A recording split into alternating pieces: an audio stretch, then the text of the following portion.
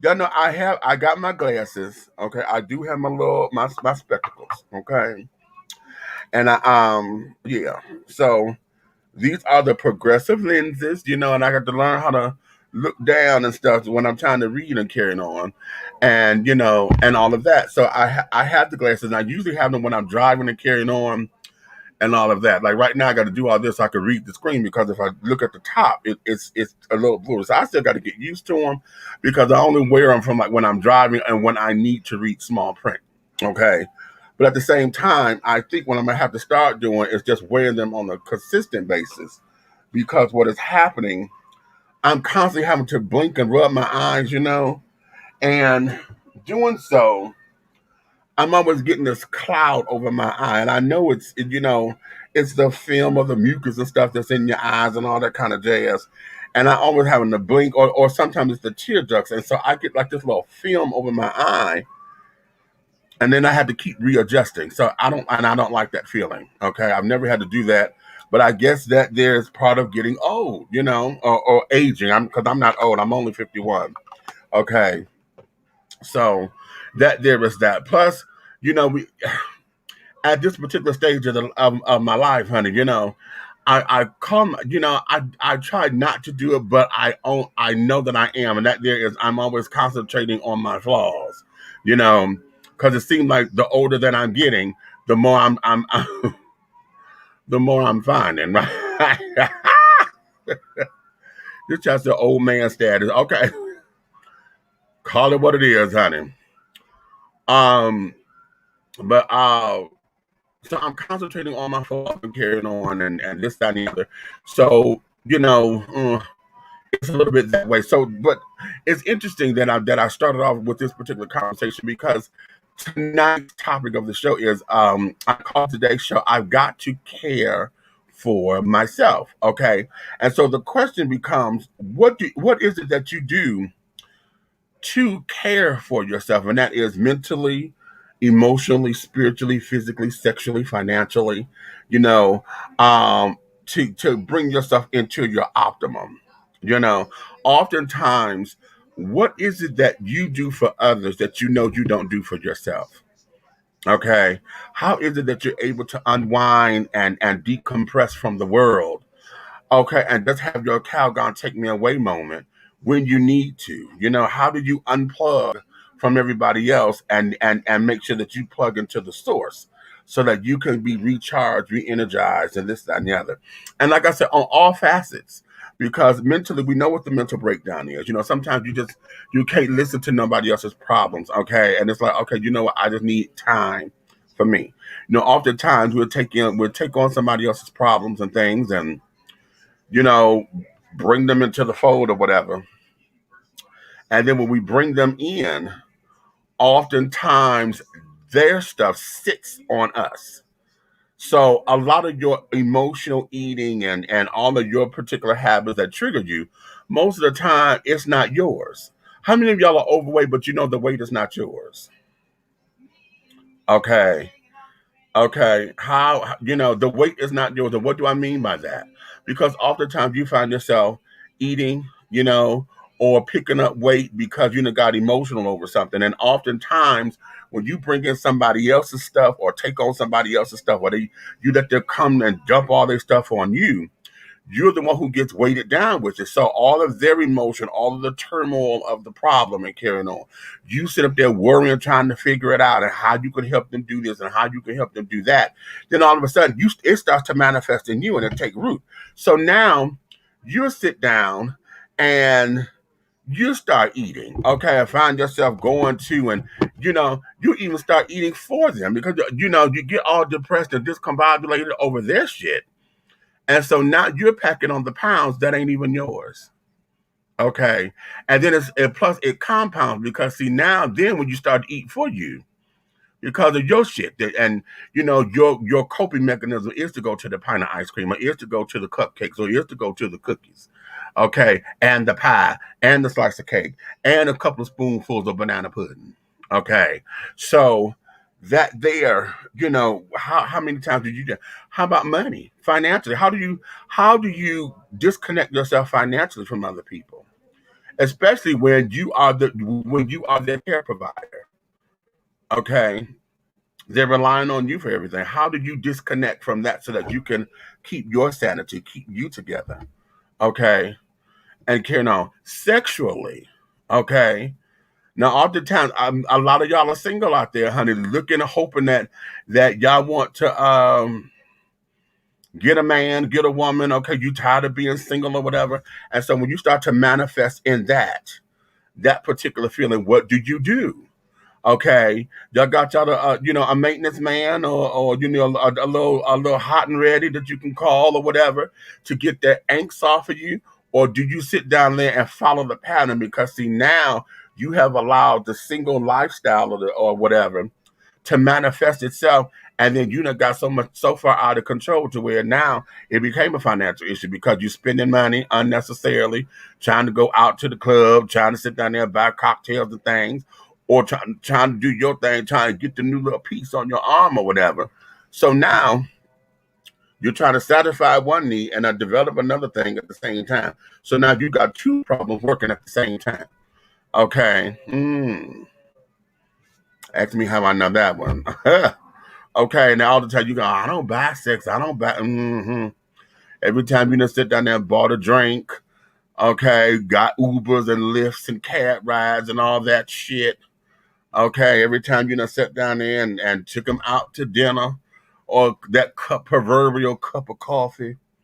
Every time you done paid a phone bill so they could come back over, or they not, or the stuff. Most of the time, y'all know y'all being used, or you accept it. Okay, because that's my play money anyway. I'm good. Okay. Yeah. Okay. What's this? What we got? Definitely weed for me. Ha. Okay. I'm sitting on other people's shit. Okay. Right. That part. Okay. Zumba, trap aerobics, and reggae dance does it for me. I need to come with you because I would love to get into a Zumba class for real because I really don't I don't want to do the traditional exercising and carrying on, even though I do know I need to build my strength and carrying on because ever since I've had my surgeries and all that debacle that I've gone through, I really need to get my body to rebuild my strength. And I have not done that. And yeah, I really need some strength training up here. I'm not trying to get, to build that kind of muscle to where I'm looking all massive. I don't want all that. I just want some tonality and I want to rebuild my natural strength, so, to where I feel comfortable with myself. Okay. Yeah, so that's cute. But I do want to get into a Zumba class or something because I always say dance is the best form of exercise, Chad. Dancing and walking. But see, they say walking because you do it all the time. But here's the thing about walking. If you're not walking at a pace, okay, you got to walk at a pace that's going to get your heart rate up. Because, I could walk everywhere, child. I could meander my way through down the street and just saunter and sashay through.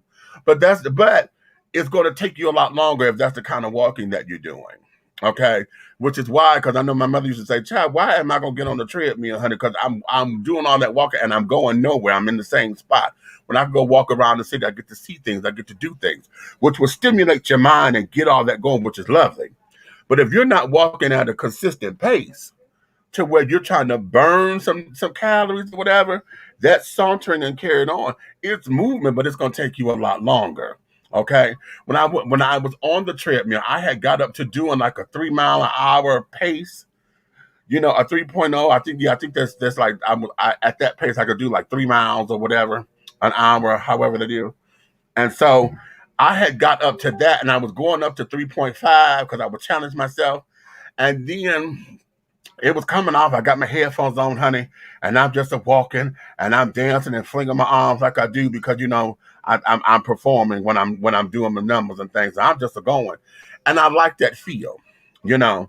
However, I got away from it and things, and now I do a lot of talking, but I got to get back into it, get back into it because y'all heard me say this on many of occasions. During the time I was in school, between 2016 and 2019, I went to school part-time, but I was burning the candle at both ends. Okay.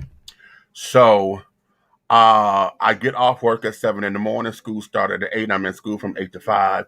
I wasn't driving at the time, so it's a train ride. So I would fall asleep on the train because it's 2 hours to get back home.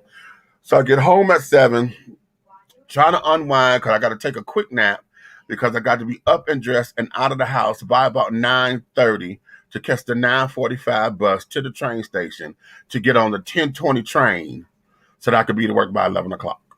Okay. So that was my routine. So I was eating candy and stuff, trying to stay up. So over those 3 years, I had ended up gaining 20 pounds a year. So I gained 60. And then through the COVID and carrying on, I ended up putting on another 10. Okay. So it's like now my goal is I need to return back to 290. Currently I'm at 365. So I need to return back down to 290. And now I look good. I love the look. I don't mind being a big guy, honey. I don't mind that at all.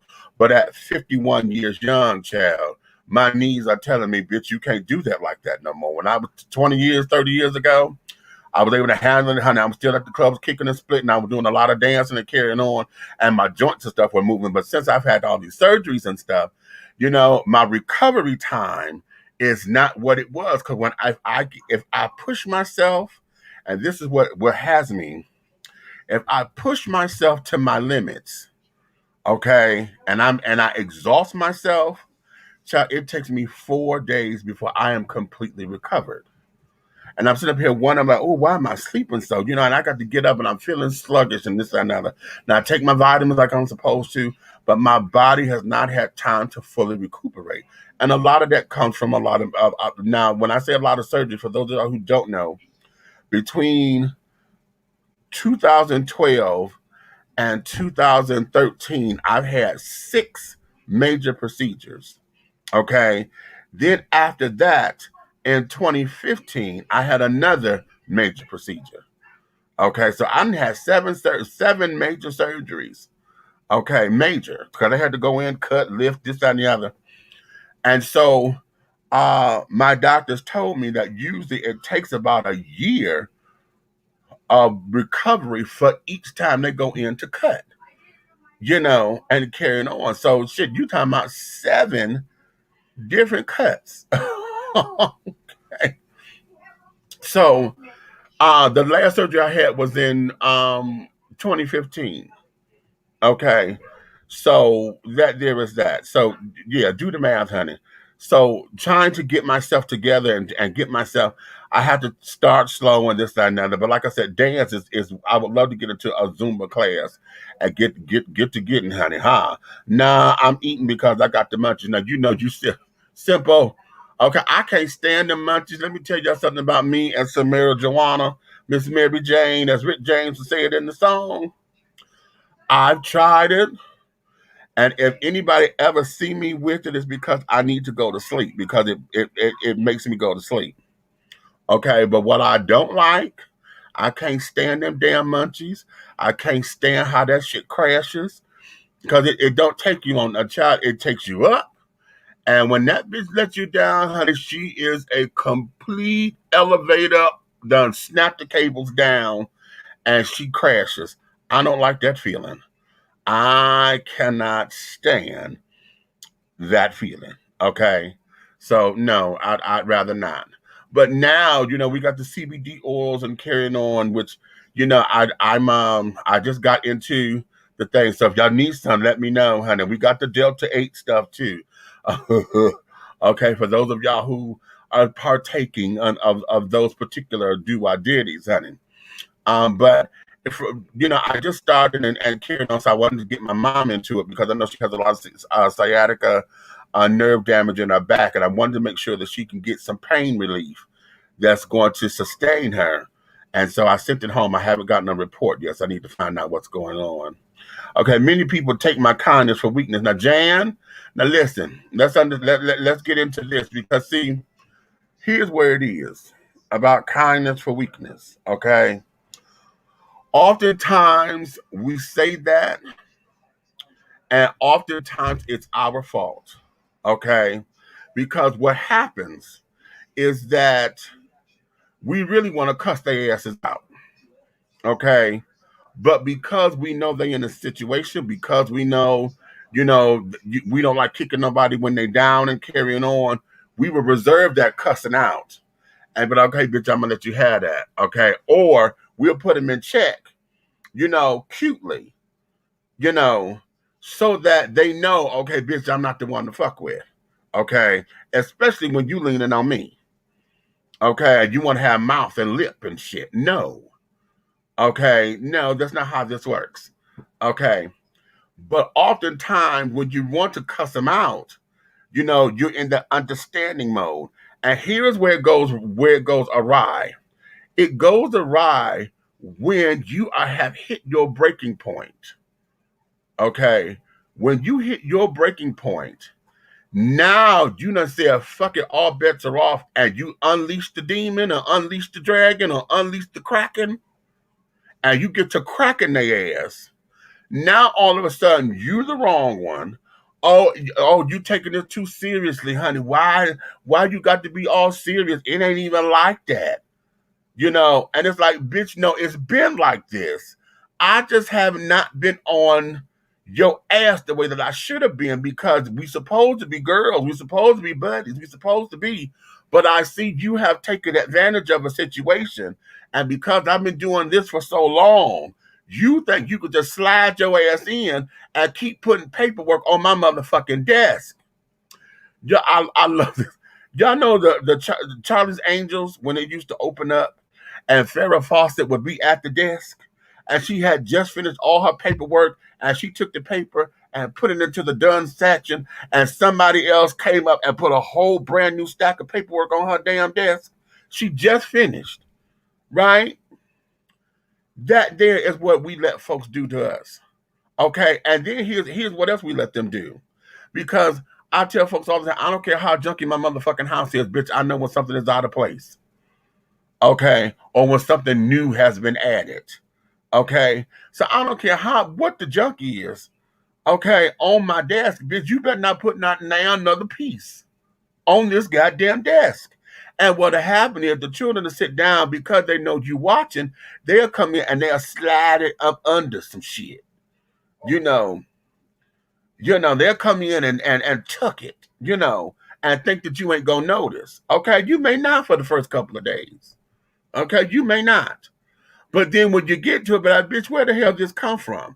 And see, then they figure, oh, well, because the days done passed and you ain't said nothing at the time that they did it, oh, it's cool. So now that you done came up on it and blow the fuck up, now they looking crazy. Like, well, what? You know, and then what to add insult to injury, that's when they want to get an attitude and put their asses on their shoulders. Like you supposed to kiss their ass and you doing them a favor. Bitch, it don't work like that. I had to gut my house off of that. Because, you know, I've had people stay with me and carrying on. And honey, I've gutted my entire house. Bitch, no, get the fuck up out of here. Okay? And I ain't got no place to go. I don't give 2 cents less than a good goddamn because you found some place to take your ass when you want to fuck. Okay? You found some place to take your ass when you wanted to go get something to eat and didn't think you didn't think I knew you had some motherfucking money. See, you found money to go get your motherfucking weed, didn't you? Huh? Yeah. Okay. So that shit. Yeah, that shit.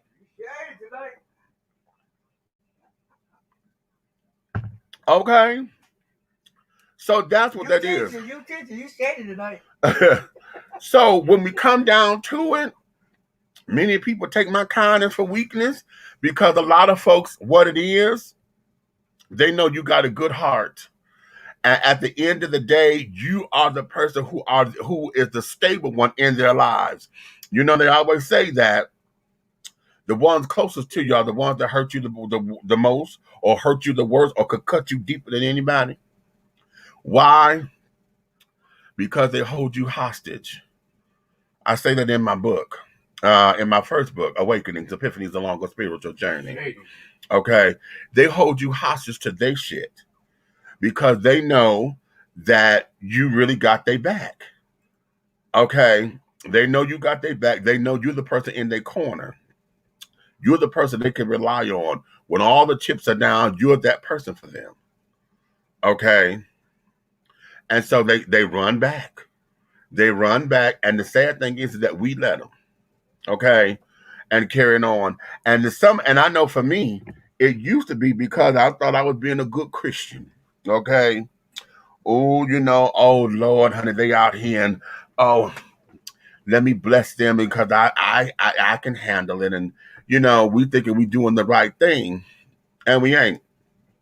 A lot of times we are not.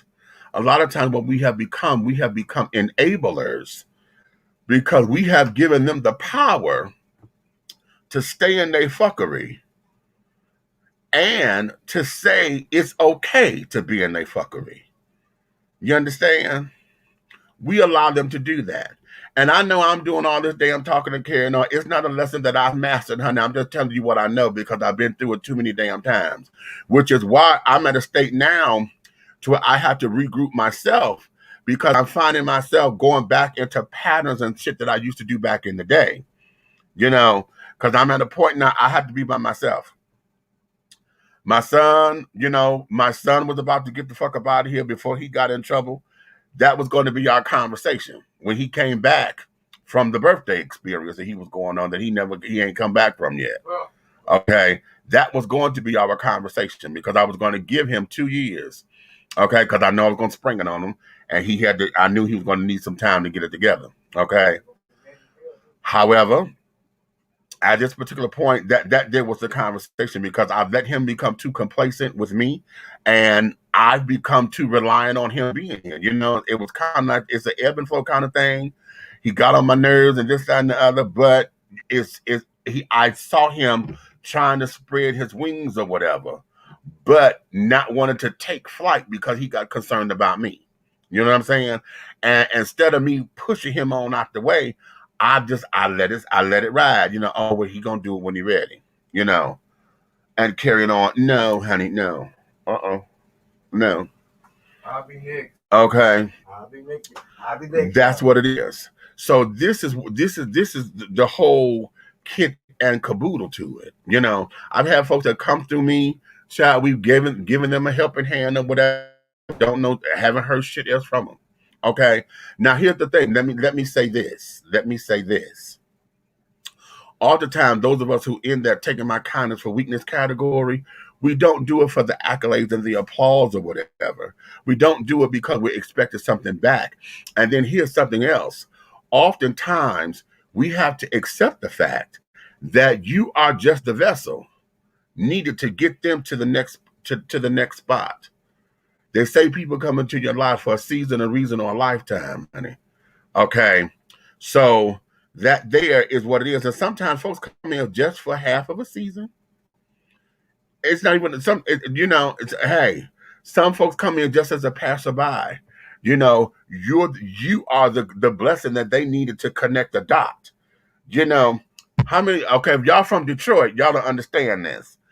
In Detroit, and I think, and I'm seeing that they're trying to do this in a couple of other states too. In Detroit, you have to make what we call a Michigan left, okay? If you are at the intersection, honey, you can't just make the left turn. You got to make the right turn first. Go to the little roundabout and then come back around to make a Michigan left. We call that a Michigan left, okay? So you have to do that in order to make the connection. And sometimes we are usually the people's roundabouts. You got to make that Michigan left in order to get on track. You know what I'm saying? And that's cool. The thing of it is that a lot of times the people who give you their ass to kiss, when you didn't help them out along the way and carrying on, those are the ones who, when they get on their feet, you don't hear from them no more until they need you again. You know what I'm saying? Until they need you again. Then all of a sudden it becomes, oh, where you been? Oh, you was on my mind. Okay. Or you get that damsel in distress phone call. Oh my God, baby, what? And then when you ain't heard from that person in a while, it's something. Bitch, you don't call me. What the hell? What? Girl.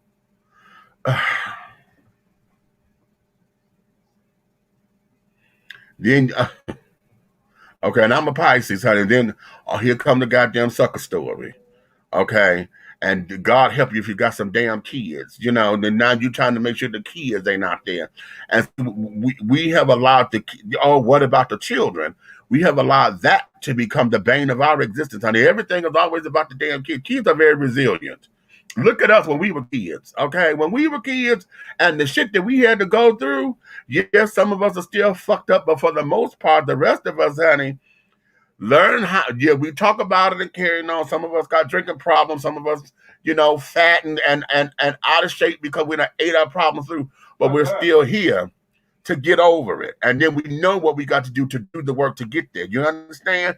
And we teach that, listen, don't do this and don't do that. We use our lives as examples, to help out everybody else. So if we got through it, tell these damn kids that can't, I don't want the kids outside. I get that from my mama. That's how come I had so many folks living with me. Don't want nobody outside and carrying on. Now, I've always said, I don't like seeing nobody in the cold, especially if it's somebody that I know. Yeah, okay, you got the flow, honey, but the flow is only going to be for so long. Because when I get my next set of furniture, honey, a bitch ain't going to lay on it but me. Okay, because I'm the only bitch that paid for it. So a bitch ain't going to lay on this goddamn furniture. Bitch, get on the floor.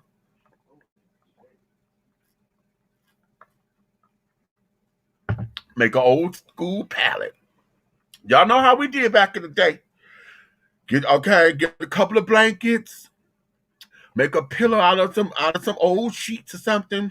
If you ain't got no extra pillows, sit on the floor, you lay your ass out.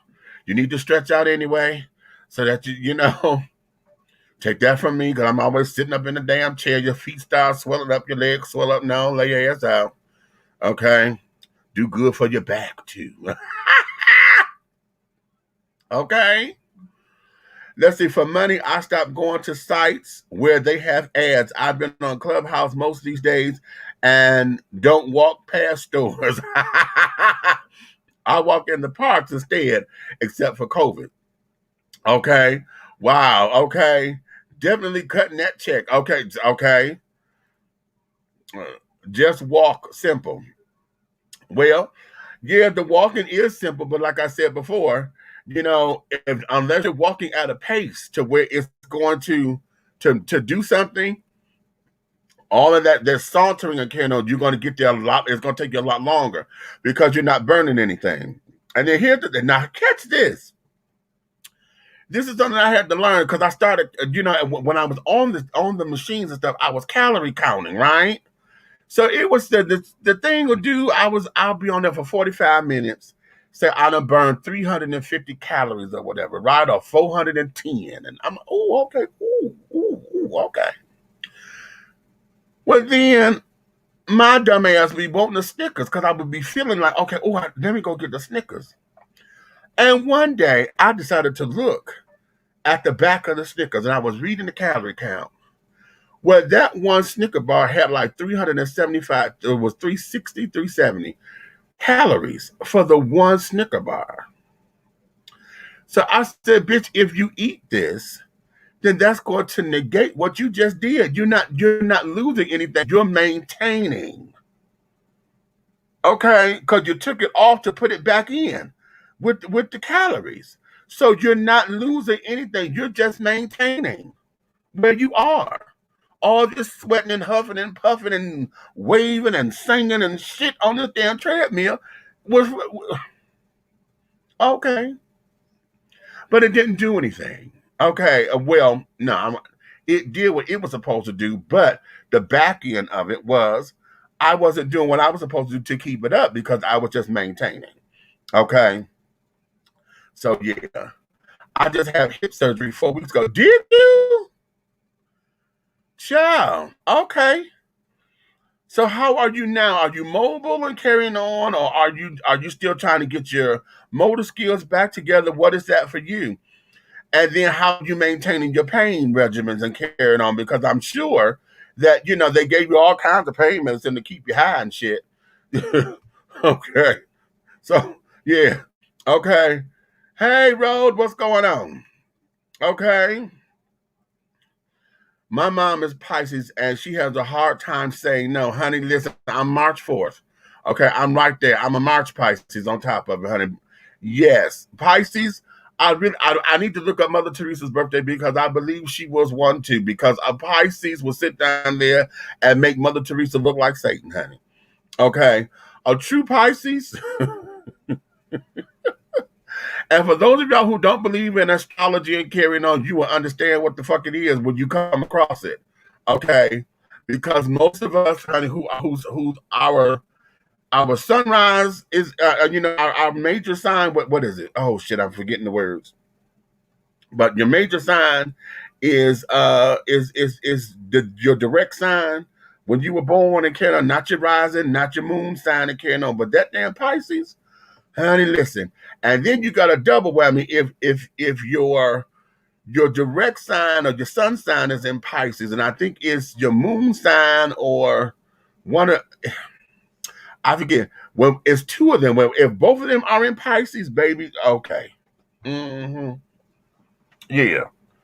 Baby, it's a wrap. Okay. It is a wrap. As far as the emotional roller coaster and carrying on, child, please, you think Geminis are schizo when it comes to having multiple personalities? Child, bye. Okay. Okay. Hey, Eric, what's going on? Okay. Let's see, I'm a Scorpio, and it depends on my vibe with each person. Well, yeah, okay, but that there, a lot of that is how everybody sees it. It depends on the person, depends on how I move, depends on, whether, you don't know me like that, kind of shit, and that's basic for everybody. But one of the things about that is this, and that there goes to loyalty, because a lot of times it depends on who you're loyal to. You know what I'm saying? Because I don't carry money. Well, I don't carry a lot of money anyway, because for what? Everything is on the card now, right? But I do, and I stopped carrying cash on me on purpose, because like the little children, honey, on the street corner want you to give them $1. Well, now they ask you for $2. I had somebody ask me for $20 once. One of the little street urchins, child, the little vagabonds and things, honey. He said they asked me for $20. Let me get $20. Okay. And I didn't know if I was going to be offended, if I want to hit him in the mouth, or if I was like, well, I guess they said, he lived up to the principle. If you don't ask, you don't, a closed mouth don't get fed, And apparently if he asked the right one, somebody would have gave it to him, And it's all of that. But now, hell, the street urchins don't even, listen, you can't give them no quarters or nothing. No more. They want dollars and carrying on now, and want to sit down and go through it. So I don't carry cash on me for the most part, And every so often when I feel like I got a little something on me, I'll throw somebody a bone here and there, but they have to connect with my spirit. I just don't do it just because, because see, that's that stray dog shit. You start that stray dog mentality, child. And every time they see you, they think they're supposed to run to you for shit. Ain't nobody got time for that. Ain't nobody got time for that. Ain't nobody got time for that. Okay, nobody. Mm-mm.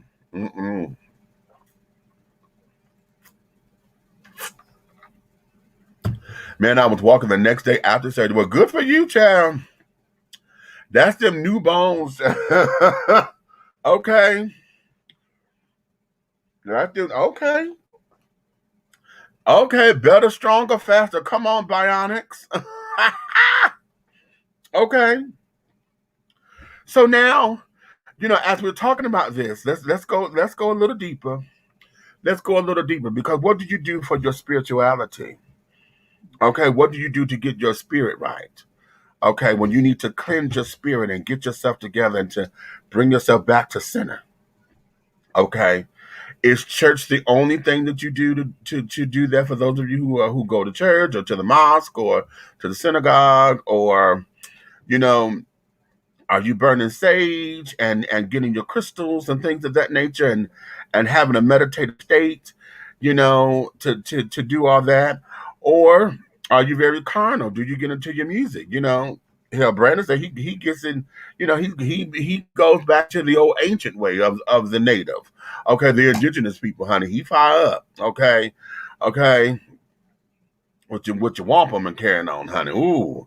And go to the peace pipe. Ha! Okay, peace type, okay, and things of that nature. So what do you do to where you have to cleanse your spirit, okay, to better yourself, to relieve yourself of all of the spiritual ickiness and things that has attached itself to you, that have bound itself to you, you know, and things of that nature. Hey, sexual energy, child. For those of y'all who are, getting it in on the regular and carrying on, if you sit up there knocking boots on the regular, particularly for those who are not married, let me stress that. But if you are, even still, but I'm going to go to those who are not married, and you're sitting on there doing your thing. How do you cleanse yourself?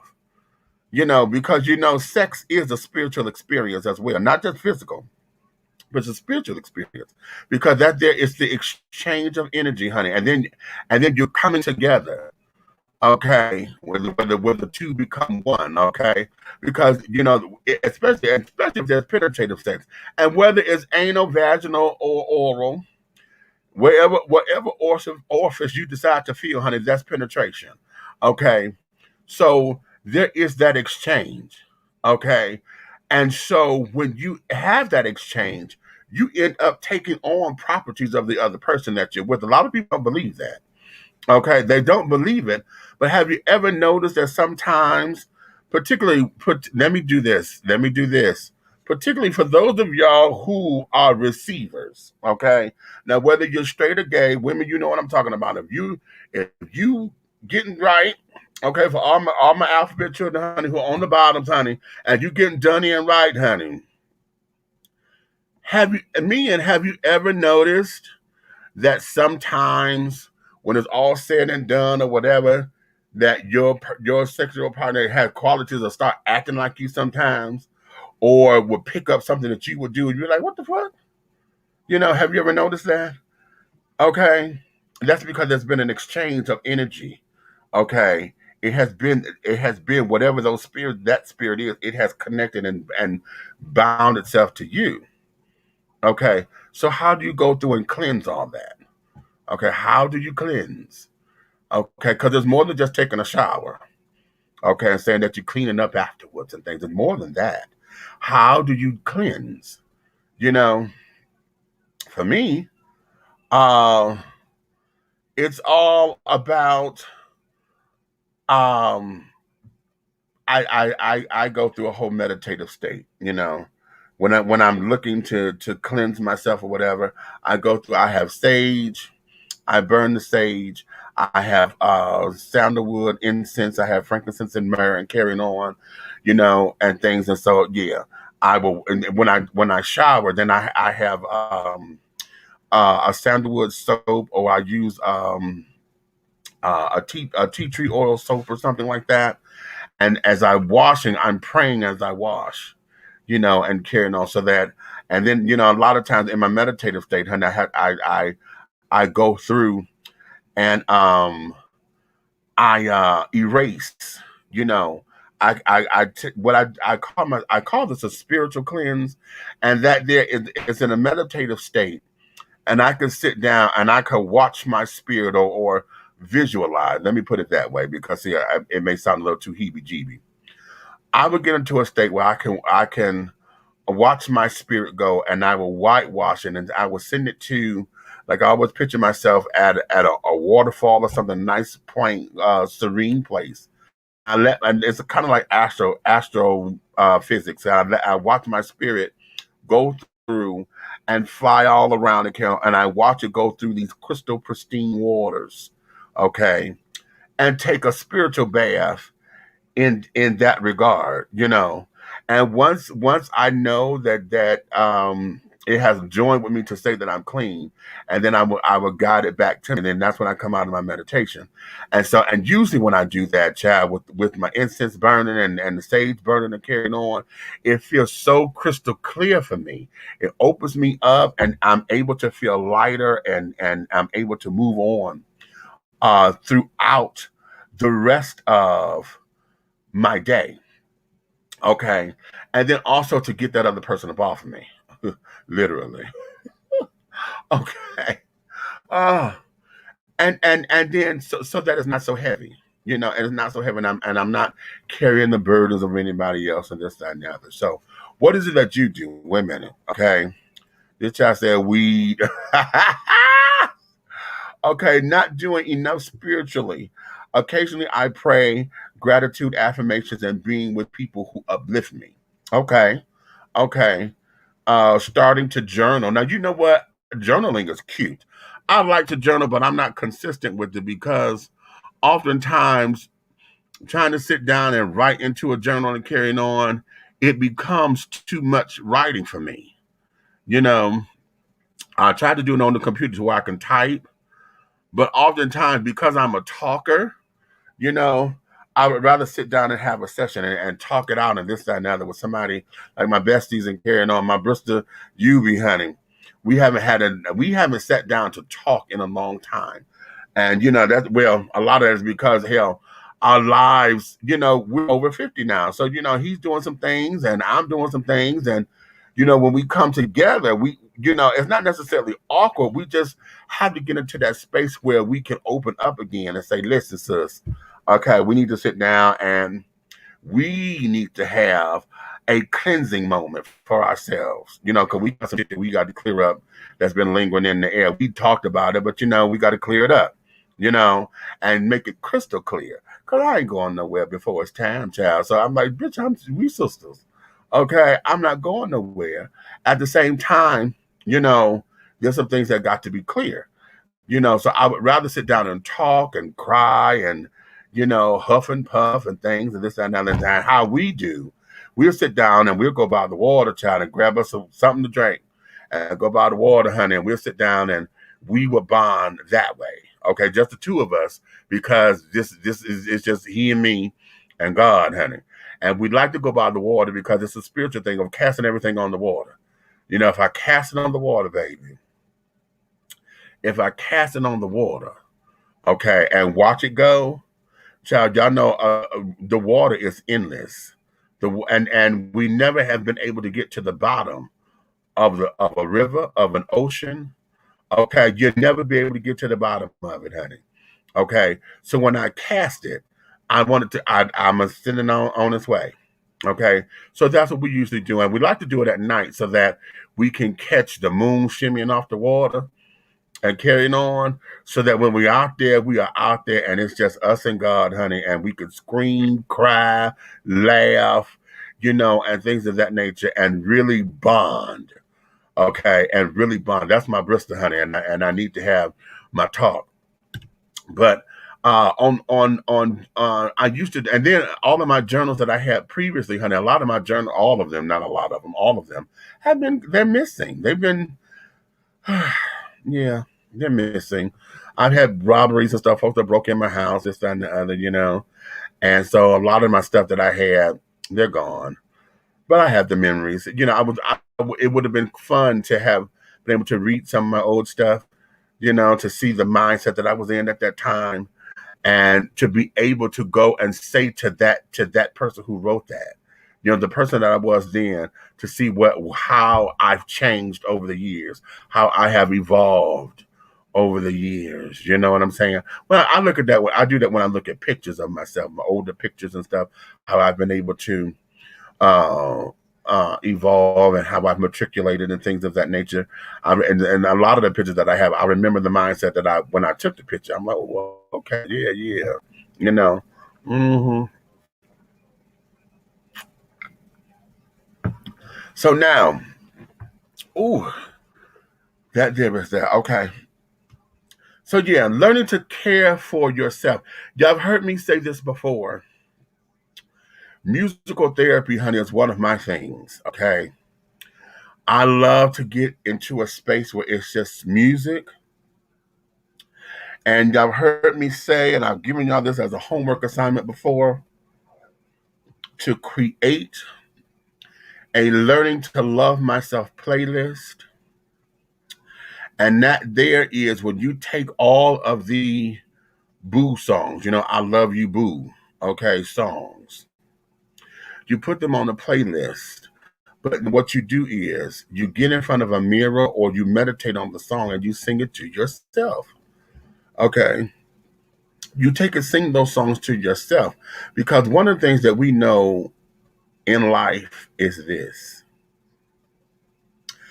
I know without a shadow of a doubt that I am the only person I know I will be in relationship with from now until the day they bury me. I know I'm the only consistent somebody in my life. I know that if I don't take care of me, nobody else will take care of me the way I can take care of me.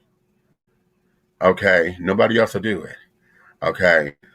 I know that this is who I am. Okay? I know what I look like out of clothes, honey. I know my flaws. I know my fabulousness. I know that, and I know that there is all me. Doesn't take nobody from the outside to do it. So oftentimes when we're talking about, wanting to be loved, I'm tired of being single and this, that, and the other, honey, you will never get it until you learn how to tell yourself all that stuff to yourself. Okay? Our love is surely one thing that you can surely depend on. Okay, listen to that. That's Natalie Cole's Our Love. Okay? Just that line alone.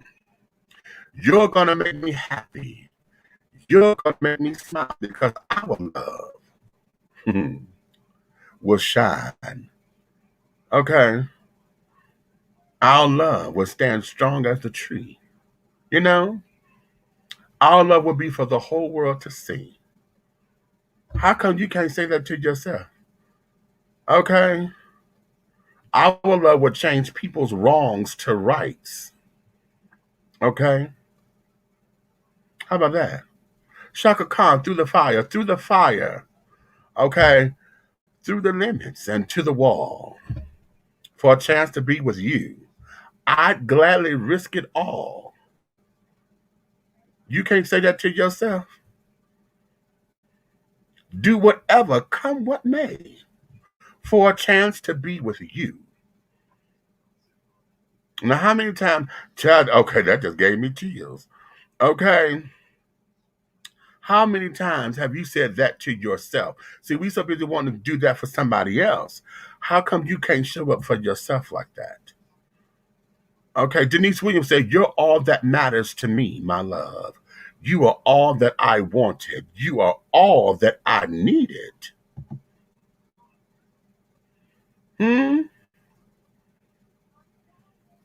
Now, how many of y'all keep saying, "I'm a grown ass man, I'm a grown ass woman, I don't need nobody. It's just me and God, honey"? How many times y'all have said that? But you can't affirm yourself with some of these songs. Musical therapy, honey, is fabulous. Okay, fabulous. Fabulous. Fabulous, fabulous, fabulous. Okay. Well, Babyface say, "Soon as I get home from work, I'll pay your rent. I'll cook your dinner too." Soon as I get home from work. Well, hell, if you're single, don't you got to do that anyway? Because ain't nobody else at the house to do it. Okay, as soon as I get home from work, I got to cook the dinner. Hell, clean the house. Hell. As soon as I get home from work. Tell that to yourself. Okay? Okay. How about that? So musical therapy, honey, is another powerful tool that I use when I'm looking to take myself into a plane of that's called the Learning to Love Myself playlist. But there's also where I to uplift myself, to encourage myself, and things of that nature. Jennifer Hudson has a song called "Don't Look Down." Okay, I love that song, child. Okay. Um, um, what I put on there, cool modi. I go to work like a doctor. Okay, just to sit down there and to pep it up. Glenn Jones, "I am somebody." Woo! And the universe is mine. I am somebody. Hey. And the world belongs to me. Child, yes. Okay. Sit down there. Get that musical therapy together, honey. Let it talk to you. Let it speak to you. You know? Let it speak to you. Let it get down and permeate into your soul, child. Yeah. It works wonders. It works wonders. Y'all done got quiet on me. Okay. I'm hoping this is touching somebody, child, because y'all done got quiet. Y'all still here, but you done got quiet. But that's cool. That there is cool. But when we're looking at learning how to care for ourselves, okay, mentally speaking, we have to make sure that we do not, no, not we do not. We have to come out of letting the word therapy be a negative connotation, particularly us as Black folks, because we have all been told that, okay, I don't need no therapist or whatever, I ain't crazy. Okay. Uh we have to stop allowing that word therapy to be dangerous to us. Mental health is just as grand as physical health, honey. Because if your mind ain't right, y'all see what the hell the world we live in now. Look at this. Y'all see this when folks who are not on their medications, who are homeless. Let's look at the homeless population, and I'm looking at the homeless population who have been kicked out of the mental institutions and stuff because they closed them down and just put them folks out on the street. They have no medicine, no medication to keep them stable. Okay, none. Okay, so these folks now are living in alternate universes and carrying on in their minds. Okay. And we react based on how they're treating us. You know what I'm saying? But oftentimes it's because of their perception, you know? So it's easy to say, oh, they just crazy. They crazy. They crazy. It's easy for us to do that. But what are we going to do about our mental health, honey? How do we keep ourselves in line? How do we decompress what's up here? Y'all know when y'all going through a bad breakup, somebody has passed and it's settled on you, and it's like you can't function. You don't know how to get out of it. And y'all hear me say this all the time. My little 700 square foot apartment, honey, shows my depression. Okay, because dealing with what my son is going through with his legal issues and carrying on, this 700 square foot apartment, honey, do not need to look like this. And each time I attempt to get a space together to do something, I started, but I could never complete it because I get stuck. Okay, I get stuck with something. It's like, oh, and it's crazy. It is crazy. I have no business like this. None. Everybody's like, well, you got to get rid of stuff. Yes. Okay, that's true. But also, I got to organize the stuff. I got to organize it. There's a lot of shit I've got to get rid of, because it's not suiting me any purpose at this particular point. We've been in the pandemic for over a year. And most of this shit I have not even touched. Okay. So y'all know what the rule is. If you ain't touching it in a year, it's time for it to go. But my DVDs ain't going nowhere. My DVDs and my music ain't going nowhere. Okay. But a lot of this paper and stuff, I got books that need to be put on the bookshelf, child. They still in boxes. Some of them. Okay. And things of that nature. So we got to reorganize and reset. But that's all up in here. Okay. Because and then let's do this. And then can I be transparent? A lot of that too is because I know that my limitations, because once I start something, I get tired kind of easily. I just told you with all these surgeries are carrying on, if I overdo myself, it would wear me out. So I know part of the excuse, and I know it's an excuse, and I know days when it is an excuse, is that I use that, but Chad, if I get started, honey, then I ain't go. And that's just a cover up. Okay, because if I never get started, this should have looked like hell. Okay. However, we have to come up out of that. We have to be able to maneuver and let it happen. We've got to be able to move forward We've got to move forward. How many of us are still stuck in neutral? If you stuck in neutral, child, that car ain't going nowhere unless somebody push the damn thing, right? And are you waiting for somebody to push you while you're in neutral, or are you too afraid to hit the brake, take the gear and drive, and then hit the gas? Because what does that mean? That means whatever you got to go on the road to, you're going to leave something behind, right? You got to leave that behind. And when you come back, it may not be there again, right? So that there is part of that. Okay, I got to let some shit go. I got to let some people go. A lot of us are in turmoil because we don't know how to let people go, you know. And it's hard to do, right? Some people you're like, oh, okay. Anytime you have to come up with excuses for why a person is in your life, then that means that there's time for that person to leave. Okay? If you have to come up with an excuse as to why a person is in your life, it is time for that person to leave. If it's not clear cut why they're there, mm-mm, mm-mm, mm-mm. And that might be a message to myself because sometimes you get blinded, you know. Sometimes you get blinded, not knowing who to let go of or whatever, who to cut, who not to cut, this, that, and the other. It happens, you know.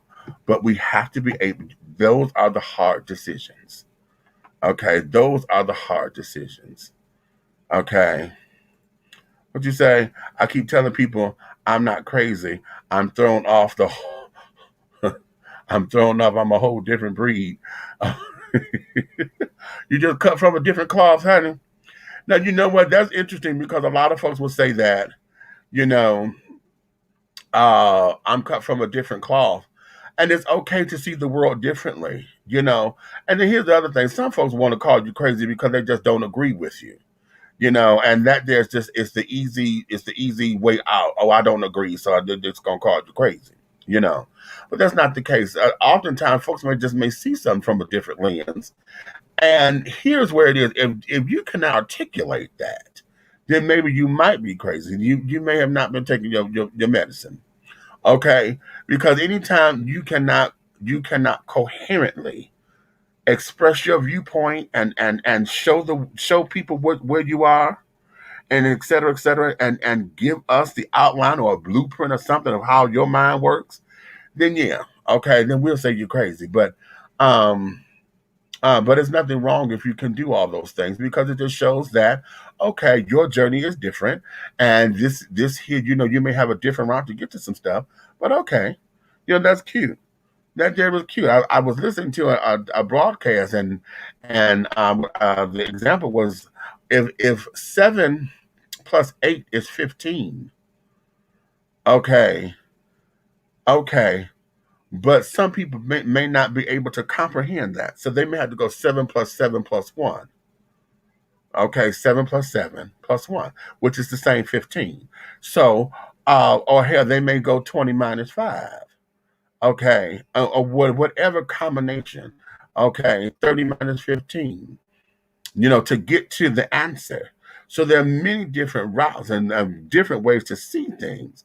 But if you can articulate it, and show folks that where you are, okay, and how it can move and carry on. They may not agree, but if you can articulate it, then that's one thing. But if you just sit there talking out the side of your head and nothing is connecting, no dots are connecting, and things of that nature, and child, okay, yeah, then we say you need to go back and get your medicine. I'm waiting on the stop sign to turn green. Okay. Okay, well, all right. So that there is that. So mentally, physically, we talked about physically and carrying on, getting up and moving and you know, for those of us who are actors or in the entertainment industry, if your body is the tool, okay? And I'm saying this out loud to myself because as an actor, as a singer, as a talk show host, okay, This here is everything, honey. So yeah, I got to go get my grill done because my teeth falling out and shit. Okay, and that's embarrassing. However, God humbles me. Okay. And I talk too much not to have no damn grill, honey. So I'm like, okay, what do? I have no health insurance. We're there again. Well, I did the same thing when I had this damn hernia, walking around looking like I had a wet diaper up under my coat, or looking like I'm going to be the next thing on Aliens, the thing busting out of my stomach. It was embarrassing, but God humbled me because I had to walk through 2 years with all that shit, before I was able to get it done and get it handled. Then it came back. And when it came back, we had to walk around again until we got the damn surgeries and stuff done. So that there was a process. And it was a mental process. You couldn't feel sexy. You couldn't this, you couldn't that.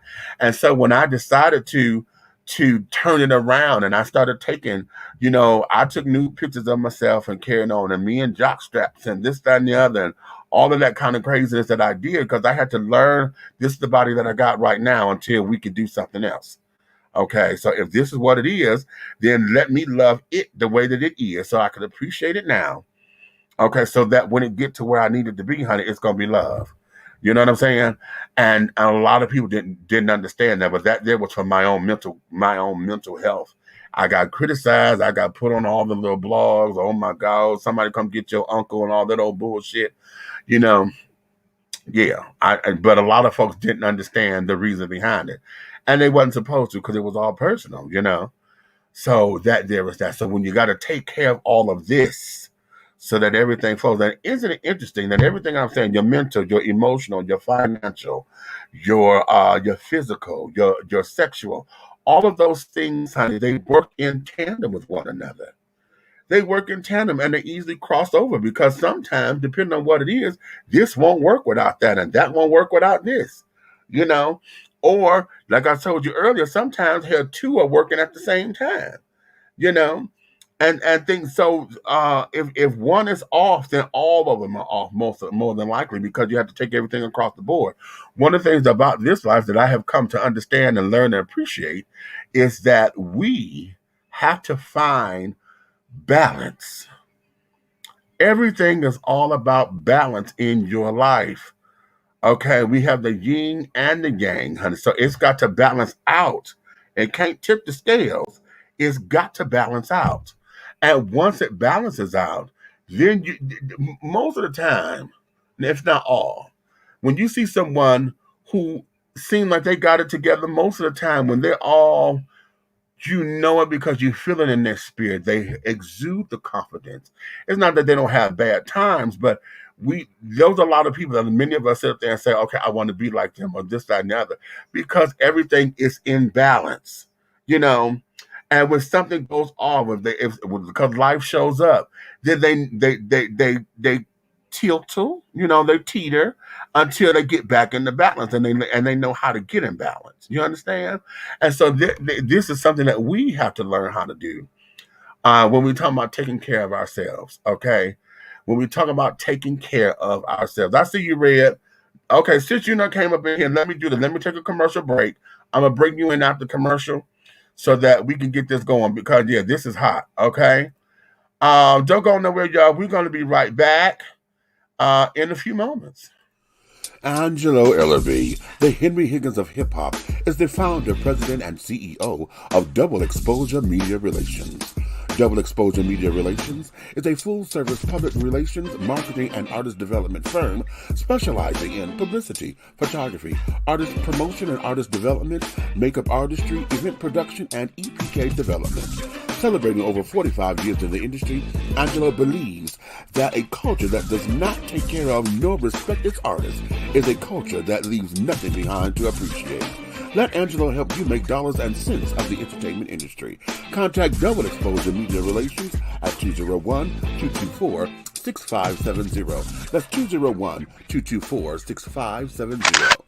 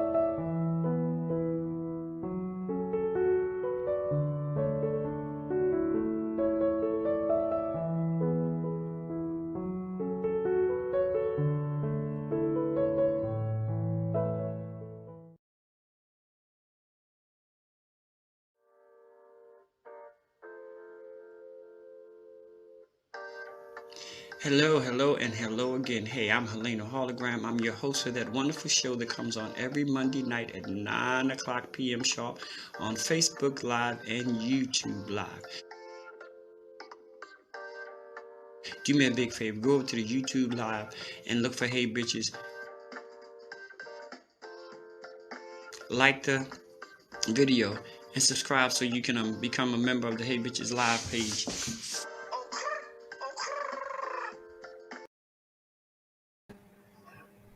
All right, and we are back. Let me bring Red up in here. No, no, no. Listen, before we go any further, I wanted to take a little time because y'all saw the tributes that I played, and it did not dawn on me until today that these particular incidents happened on the same day. Right. Okay. And that there is, the And post. by the way, take a bow. That's great work for this to be speaking on it on the same day and putting it out. Good job. Thank you. But you know what? And I did this because I know the power to the people pundits and carrying on uh would have tried to come after me had I not said anything about Rayshard, because the whole black versus gay thing, are you black first or gay first bullshit. Um the thing of it is that the Pulse massacre, it has been labeled as probably the worst massacre on American soil for the LGBT community. Okay. Right. Now, when it was said, they were talking about this was the worst massacre carried on in recent times and all that. A lot of folks got upset because they didn't put the LGBT community in there. Okay, they were like, "Well, that ain't the worst massacre. Y'all forgot about. See, this is what we talking about. Y'all know what y'all. What about Tulsa? What about Tulsa?" And they misconstrued all that, and probably somebody, folks misspeaking and carrying on, and this it happened 5 years ago, and we were talking about when everybody doing all these these rampant gunfires and going into places and just shooting up shit. Uh, it's hard to believe that that's been 5 years. It feels like it's been longer, because we have had so much that has gone on in our world, you know. But one of the things about that is No. you did see me in the montage. That was me standing in the black. Because the year after it happened, I went down to Big Boy Pride, and we went over. My road dog and I went over to see the memorial. And when I got there, being somebody who's emphatic, I could feel all of that terror. When I walked on that land, I heard the screams, I heard the gunshots. Okay. And all of a sudden, I just started shaking and I was melting down. And my road dog, he looked at me, he said, "What?" And all of a sudden, I thought about my son, because we were trying to get our son there the year that happened. He was supposed to be coming with us that year. Um, and I was like, "Oh my God, that could have been my baby up in here," And I just melted down because I can feel all of that. Okay, oh my God. And the last time I have felt something that significant like that was when I had first come here to Atlanta, and I was somewhere going. We were taking my cousin's boyfriend to work, and I forget where I was, but there's a whole bunch of old plantation mansions, right? And I'm in the back seat of the car, and all of a sudden I sat up, and I felt this presence over me, and I heard these voices, right? And I turned around and I looked. I said, "Girl, you don't hear that?" And she said, "Girl, I tried to warn you." I said, "Bitch, do you hear that?" And all of a sudden, I start to feel all of all that had gone on. And it was like, this is where we were. It was like maybe 4 or 5 mansions that were plantations on this block. And I was like, my God. And it shook me because I was like, oh my God. She said, girl, I tried to tell you, honey. She said, this here, it was a lot. And so to feel that, you know, we can never forget it, whether you believe in the community or not. There was 49 people that were killed. Okay. And of that particular story, I think what hurt me most is the fact that a mother was there with her son because he had just come out, and she was there with him to support him, and she saw the dude, and she jumped in front of her baby to try to protect him, and both of them were casualties. Okay, that floors me. Okay, the guy got stopped. I put him in there. The guy who was responsible. He ended up. I forget if he killed himself or if they killed him. I think they killed him. The cops. But he ended up dying on the scene as well. Okay, so as far as justice being served, killing him, honey, was not justice for me. Okay, not like that, because I wanted him to go into something, and carry on. A lot of times, death is too good for some for folks. You know that there you don't have to suffer. You don't have to let your conscience be bothered by some shit. So yeah, we will always have that. And here with Rayshard Brooks, to know that it's only been 1 year.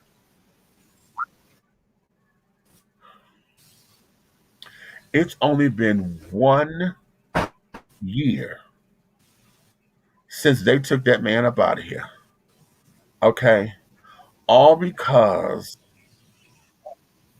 as far as I'm concerned, they did not handle the situation properly.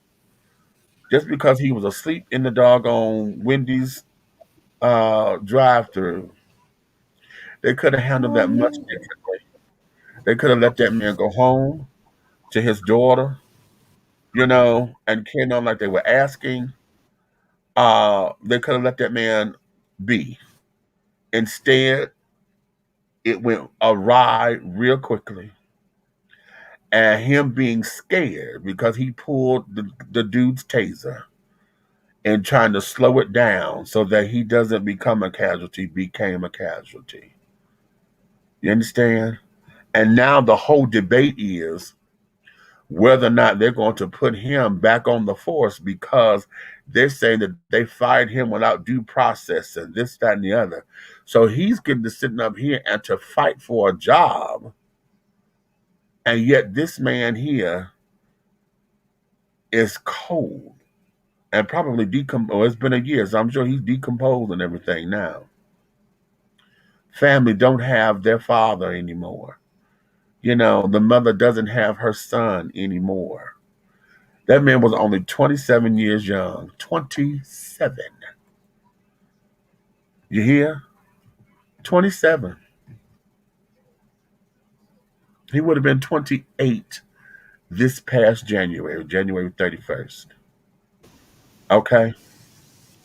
So now the question becomes, we got 5 years with Pulse. We got 1 year with Rayshard. Okay. What has changed since then? Because, quite frankly, it's gotten worse, actually. I'm gonna be It's honest with gotten you. worse. Ain't nothing changed. I believe that the word today is toleration, Oh, say it. because people are trying to learn to tolerate with the ignorance of others doggone unknowing. Right. How Right. can how can one ignorance beget another? How about that? You understand what I'm saying? Mm-hmm. How does one ignorance beget another ignorance? Mm-hmm. This is not a treatment for the flu. You don't give me ignorance to cure ignorance. Say it.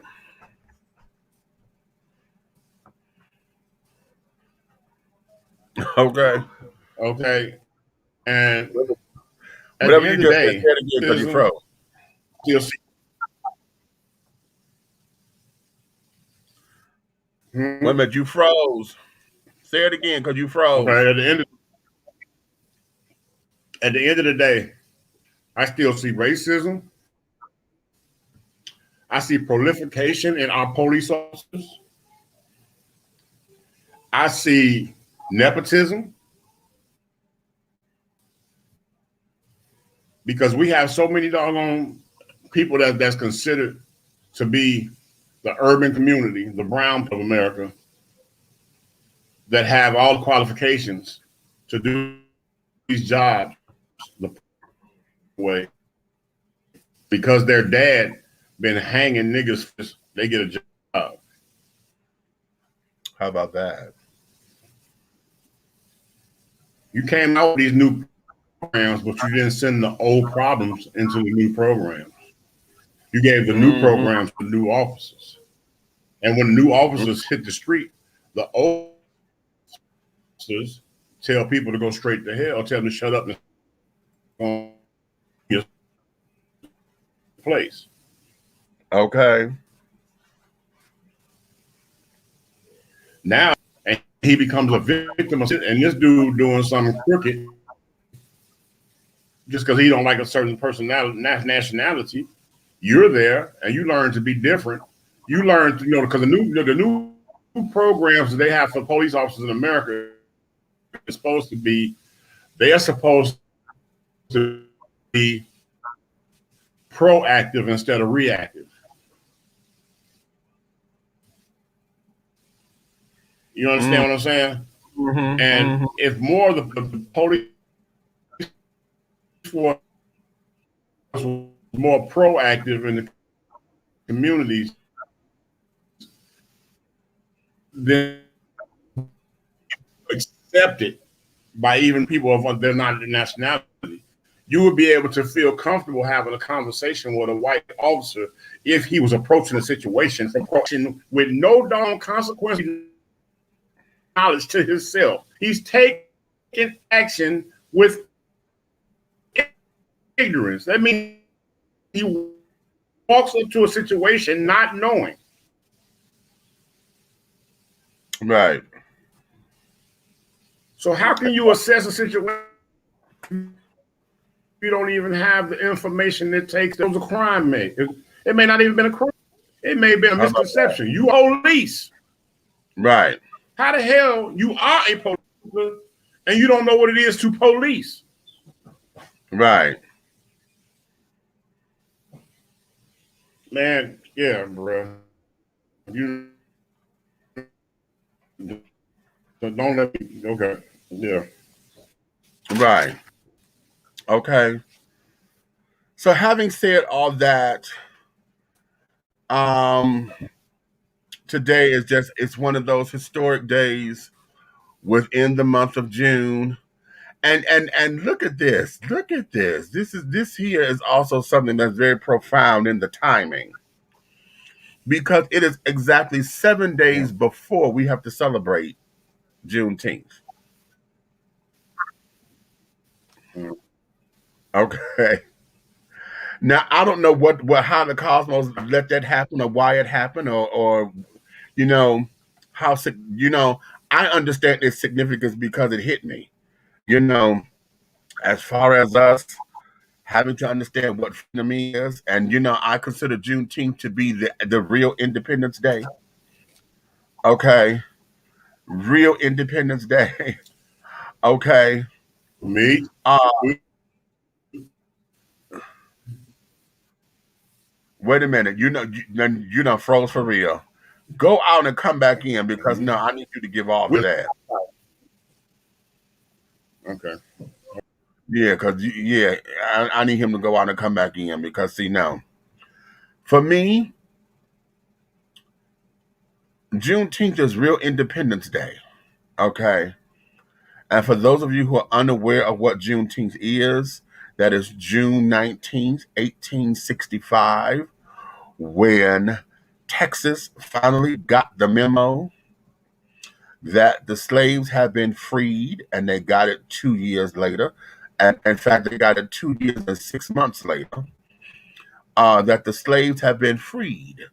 So for an extra 18 months, honey, Texas had been working their people and carrying on and profiting off of the labor of the indentured people. Okay. So June 19th, 1865 is the day that Texas went on and signed those papers for the slaves to be free. They acknowledged that slavery has completely ended. Okay. And that there is what I call the real Independence Day. Okay. Um, so because of that, we now are in a place where this is becoming very marketable. You know, everybody now trying to do a Juneteenth celebration. In fact, it's not even a celebration. They want to sell T-shirts and carry it on. I bought a couple of them in the beginning. You know, free-ish. You know, since June 19th, 1865, we free-ish. You know, which we have been in this country. But the significance of June 12th and all of this, you know, Pulse and Rayshard Brooks. Okay, how ironic is that there happens to be exactly 7 days before we go into celebrating us being free, us, okay, taking advantage of what that's supposed to mean, us learning how to get into the system and work the system so that we can rebuild on that freedom, us, because they were supposed to be giving us 40 acres and a mule, remember? They were supposed to give us 40 acres and a mule, and they ain't gave us shit. So now what are we going to do about it? Huh? What are we going to do? Okay. How are we going to make a difference now? What does Juneteenth actually mean to you? So I asked it to people about gay pride or whatever. When I said, what does pride mean to you? So what does Juneteenth mean to you? Okay. Is it just some kind of little holiday or whatever? So, okay, it's not a nationally recognized holiday in all 50 states. In fact, I think the only state that recognizes it as a holiday is Texas. Okay. Now, other states are starting to recognize it. And I think it's only maybe like 10 or 14 states that recognize it and may put it on the books as a holiday. Everybody else don't give a fuck. Okay. So that there is something. So what does Juneteenth mean to you? Cupcake, I see you. Come on up in here, baby. What's up, girl? Hey y'all.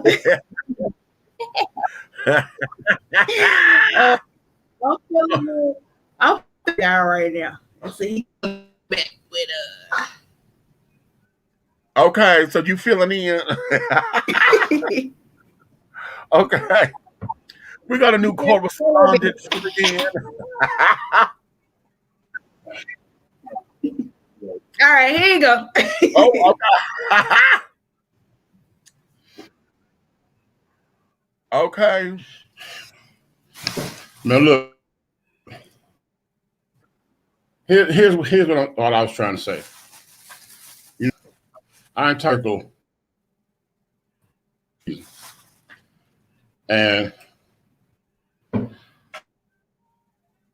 I feel like you don't make no mistakes, even though some of the mistakes that some of the things we call mistakes are brutal incidents to our eyes. And I believe it goes to June. I think it was one of God's wake-up calls. Okay. Interesting. That's how I look at it. I look at it like, wake up, wake up. These losses that you just consumed as human beings on this planet that is not yours. You just consumed pain. The same pain of 9/11.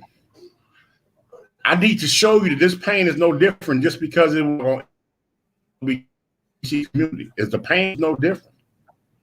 Right. See, that's the problem. We're all gonna look at the media, and the media always comes to us with this. Well, it was a black community, white massacre, black massacre. This and that, this and that. No, they were human beings slain. Right. Right. That part. Okay. That Let part. me ask you this. This big red fella part right here. Here come the big red fella part. Uh-huh. I got a question.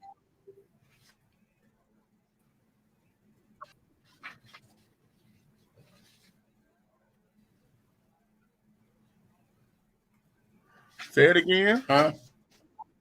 What was that question? I said, what did the fetus in Beverly Hills say to the fetus in Inglewood? Oh. What did it say? He said, what's up, man? And the one in Inglewood said, ain't shit cracking. See, it starts. Shut up, fool. It starts. And what I'm trying to get y'all to see is, it's not the doggone creative of the doggone human being. It is the seed planter of the human being. Racism is not doggone born. It is taught. Exactly. That there. Now, let's go right there. Perfect segue into what we want to go into. CRT, the critical race training. Mm-hmm. Is that what that is? No, theory. Critical race theory. Okay. There is this whole big debate. I woke up to this, was it yesterday or this morning? I think it was this morning. To these folks on the news. They were rallying at a school or whatever, and I heard the white guy say,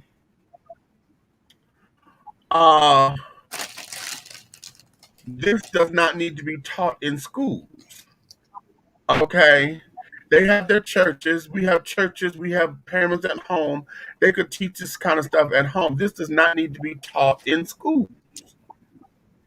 And the whole idea of it, let me read to y'all what it says that it is. Okay. Okay. It is. Oh shit. Come on.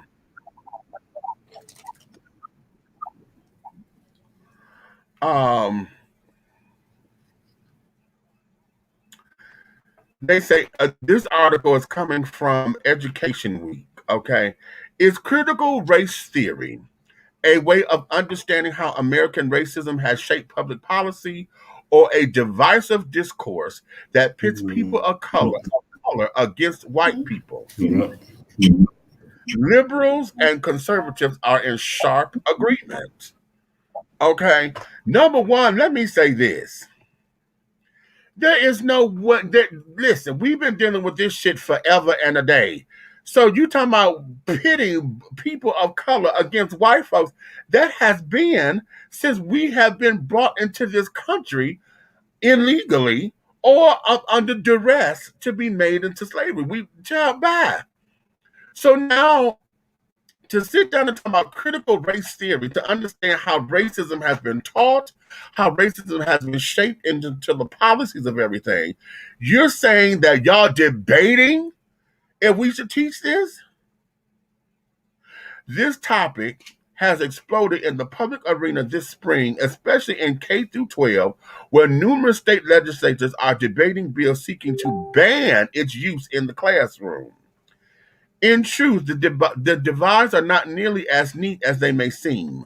The events of the last decade have increased public awareness about things like housing segregation, the impacts of criminal justice policies of the 1990s, and the legacy of enslavement on Black Americans. But there is much less consensus on what the government's role should be in righting these past wrongs. Add children and schooling into the mix, and the debate becomes especially volatile. Okay, just what is critical race theory anyway? Critical race theory is an academic concept that is more than 40 years old. The core idea is that racism is a social construct and that it is not merely the product of individual bias or prejudice, but also something embedded in legal systems and policies.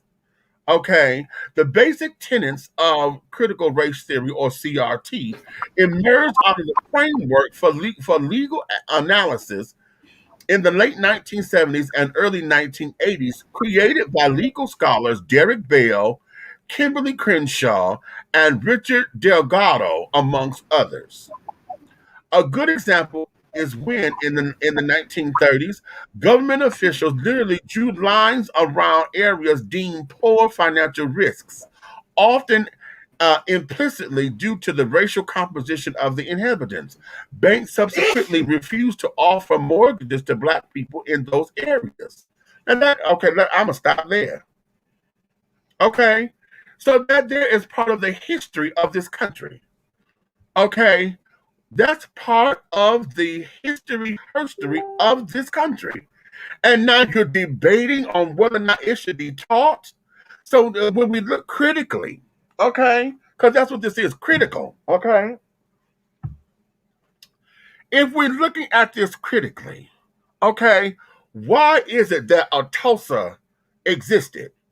Okay, a massacre existed in Tulsa, Oklahoma. There's several other massacres. I just found out about one, the Okino massacre of Florida.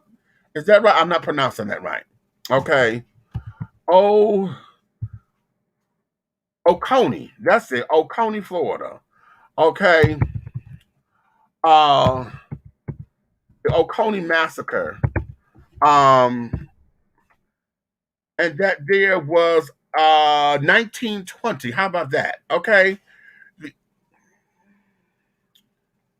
Oh, wait a minute. No, not Oconee. It's Ocoee. Okay. Ocoee, perhaps. I don't know how they pronounce that name. Okay. Um, it says here the Ocoee massacre was a white mob attack on African American residents in northern Ocoee, Florida, which occurred on November 2nd, 1920, the day of the U.S. presidential election. How about that? Okay, now wait a minute. Is that the day of the election in Florida?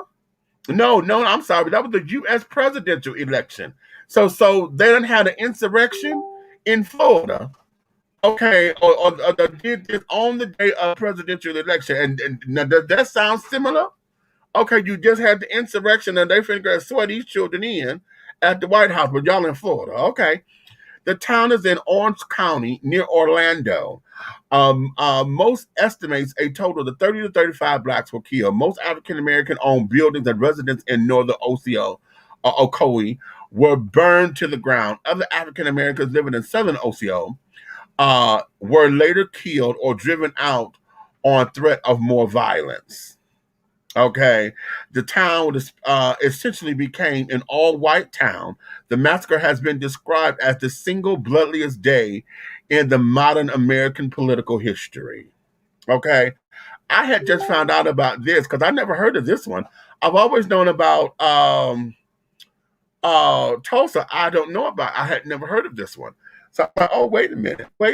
Okay, so now we have all of this, and this is embedded in the history and the herstory of this country.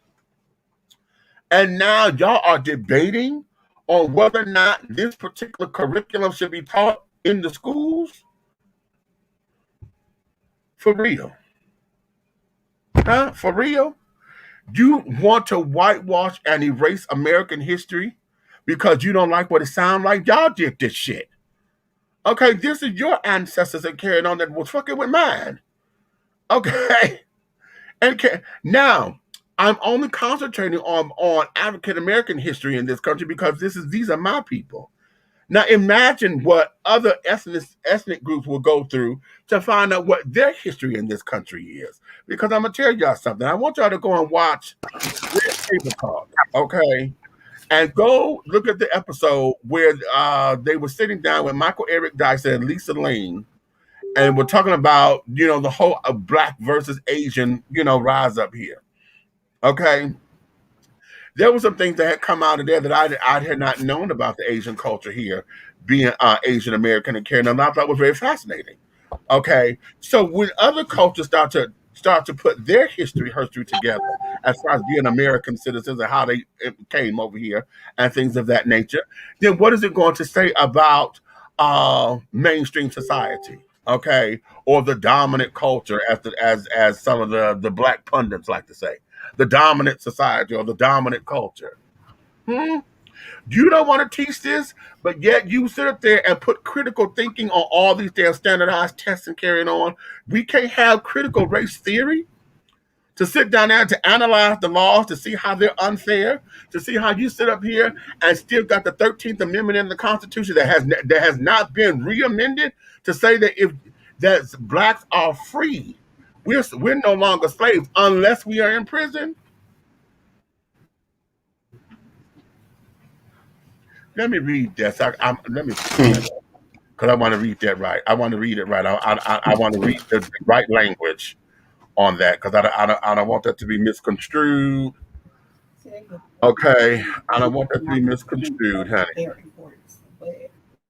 Okay.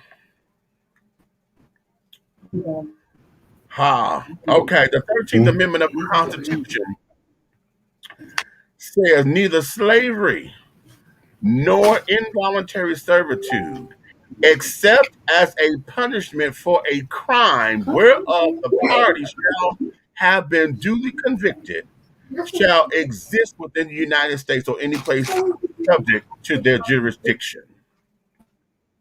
Okay? I'll say that again. Neither slavery nor involuntary servitude, except as punishment for a crime whereof the party shall have been duly convicted, shall exist within the United States or any place subject to their jurisdiction. Okay? So we free as long as we're not convicted or going to jail. Okay? So that's our Constitution. Huh? Uh-huh. Uh-huh.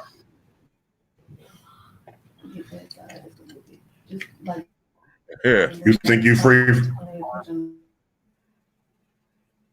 Huh? Means you think you're free? I've not been incarcerated, and I have not been duly convicted. How about that? However, not by How about that? the court of Look. law. How about, what is this? That's a wig made. Oh shit! Wait a minute. Come in. Come into the camera because y'all kind of blurry.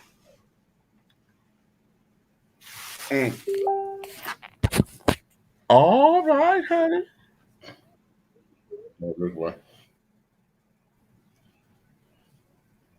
Okay, give it to me. Turn around. Work out, hon. Work it on now. Okay, we got it. Okay, did y'all see my niece making wigs and carrying on, honey? Yeah, that's the new product line, child. We've got a commercial coming for y'all in a minute. Okay. Okay. What you say exactly means why are they debating and we're not part of the conversation? Child, because they don't want. See, here the whole idea is this: the power structure is being upset, and it's a whole juxtaposition with the power structure. Okay, they don't know what the hell they're doing, and they don't want to talk. They don't want to sit down there and realize that, folks, we've always had power. We've always had the brain cells to read and to understand what's going on. Okay. Now that we're able to try to mobilize and carry it on, that's what they don't want. They don't want this to be a mobilized thing. I keep saying we need our own economic and political power in order to be taken seriously. You understand? The riots and stuff that we are known to do and carrying on because we have gotten tired. The riots and stuff get their attention, but that's what they're expecting of us. They're expecting us to go carnal and to just destroy shit. Okay? Because that's what they think they are. That we are. That we're savages and and things of that nature. So they're expecting all that shit. Y'all saw during the whole the protests and stuff last year, they set up bricks and shit. They put bricks out there for folks to tear up the shit. Okay, the people set up there was putting the stuff online all day. Where these bricks come from? There's no construction site over here. A whole pallet of bricks. A whole pallet of bricks. Where? Right there at the mall, honey, by all of the glass. Okay? The children, y'all saw that. Okay? So they're expecting that of us, which is why they sent plants in there. Y'all know that a lot of those bricks that were thrown, honey, those white children throwing in bricks. They threw the first bricks and carrying on to get all them riots and stuff started like that. It wasn't us. Okay? Here talking about Rashad Brooks. It was a white girl that started that fire down there at the Wendy. When they saw that, child, it was a white girl that did that shit. We didn't do that. They sat there and got that damn security camera footage and saw that white girl dressed in a black hoodie. Sat there and start that damn fire. Hell yeah. They don't want the power structure to change. Okay? They're afraid of losing their power. So now, which is why over the years, every time we've had thriving communities, we've had Tulsa. Y'all heard about I keep on saying Oconee, but however that city is pronounced in near Orlando, Florida. In Detroit, we had Black Bottom and Paradise Valley. Okay? Thriving black neighborhoods and communities and carrying on. And every major city that had those kinds of communities, we don't have them anymore. Why? Because that was our power, that we had economic power. And that was too much. We were the ones fueling, during the marches and carrying on of the civil rights movement. That was us fueling all that. We had a lot of business owners and stuff then. Okay? A lot of our people were business owners and things of that nature. And they just did not want us to sit down there to mobilize or to get. That was the greatest fear. That's why Martin Luther King was killed. That's why Malcolm was killed. That's why James Baldwin, became such a. They didn't necessarily see James as a threat until he was able to speak their language. When he spoke their language, it was like, no, honey, this is you. Okay? That gay man sat up there and clocked all their teeth, honey. But this is why. And now you're debating on whether or not this should be taught in the damn classrooms. Really? And are you afraid that if it is taught in the classrooms, that this will now open up a bigger discussion to where we're teaching Black history the way it ought to be taught? Because, see, then that opens up the discussion of having better textbooks to where we have. I keep asking all of the children, we got hidden colors, we got all this shit on video. Where are our fucking textbooks? Y'all done built all these damn academies and shit. Where are our textbooks? Where are the books that store all this information so it can be tangible? Where are they? You keep saying the educational system is fucked up. Okay, if it's fucked up, where are the tools so that we can rebuild it? Everybody who have all this information, honey, if you got it, why have we not put that in the book somewhere so that we can teach it? You say everybody keeps saying, well, Black history needs to start at home. How? If we don't have the books, we don't even listen to our elders and stuff anymore. When I was a kid, I told you I was fortunate. I'm very fortunate to know both of my great-grandparents. Okay. I was very fortunate to know them. My great-grandparents, all of my grandmother's brothers and sisters, all but one. I knew all of them but one. Okay. Uncle Frank, I didn't know him. Okay. During the holiday time, now I had, you know what? I need to ask this because I never knew what my grandfather did for a living. Okay, I think he worked on the. I know he's a World War II vet. Okay, or was it one or two? I know he was a veteran. At the same time, what he would do, and I want y'all to hear me clearly. Every Christmas, okay, he would sit down and he would have his kids, his grandkids, and his great grandkids. Whenever we was all over, we would all go over to the house. Every year, all of us would have to stand in line because he'd go to his kids first, then their kids, right? Everybody got a $50, a crisp $50 bill from him for Christmas. Okay. Now he had 9 children. Well, it was 8 at that time. I think Uncle Frank was dead. He had 9 children. So 8 at that time. So his 8. My grandmother had 7 of her own. Okay. So my grandmother's 7. Aunt Jessie, Mike, and Crystal and Pam, and okay, I know 3. I think Jessie had 3. I don't know how many kids Jessica had. Jessie and Jessica are the twins. Aunt Willa Mae had 2. Aunt Maddie had 1. Aunt Liz had 2. Who am I missing? Who am I missing? Uncle Johnny. I forgot how many kids Uncle Johnny got. Uncle Johnny. I said Maddie. Oh, Aunt Ruth. Well, okay, her son had passed, but she had a grandson. Okay, so that was Reynard.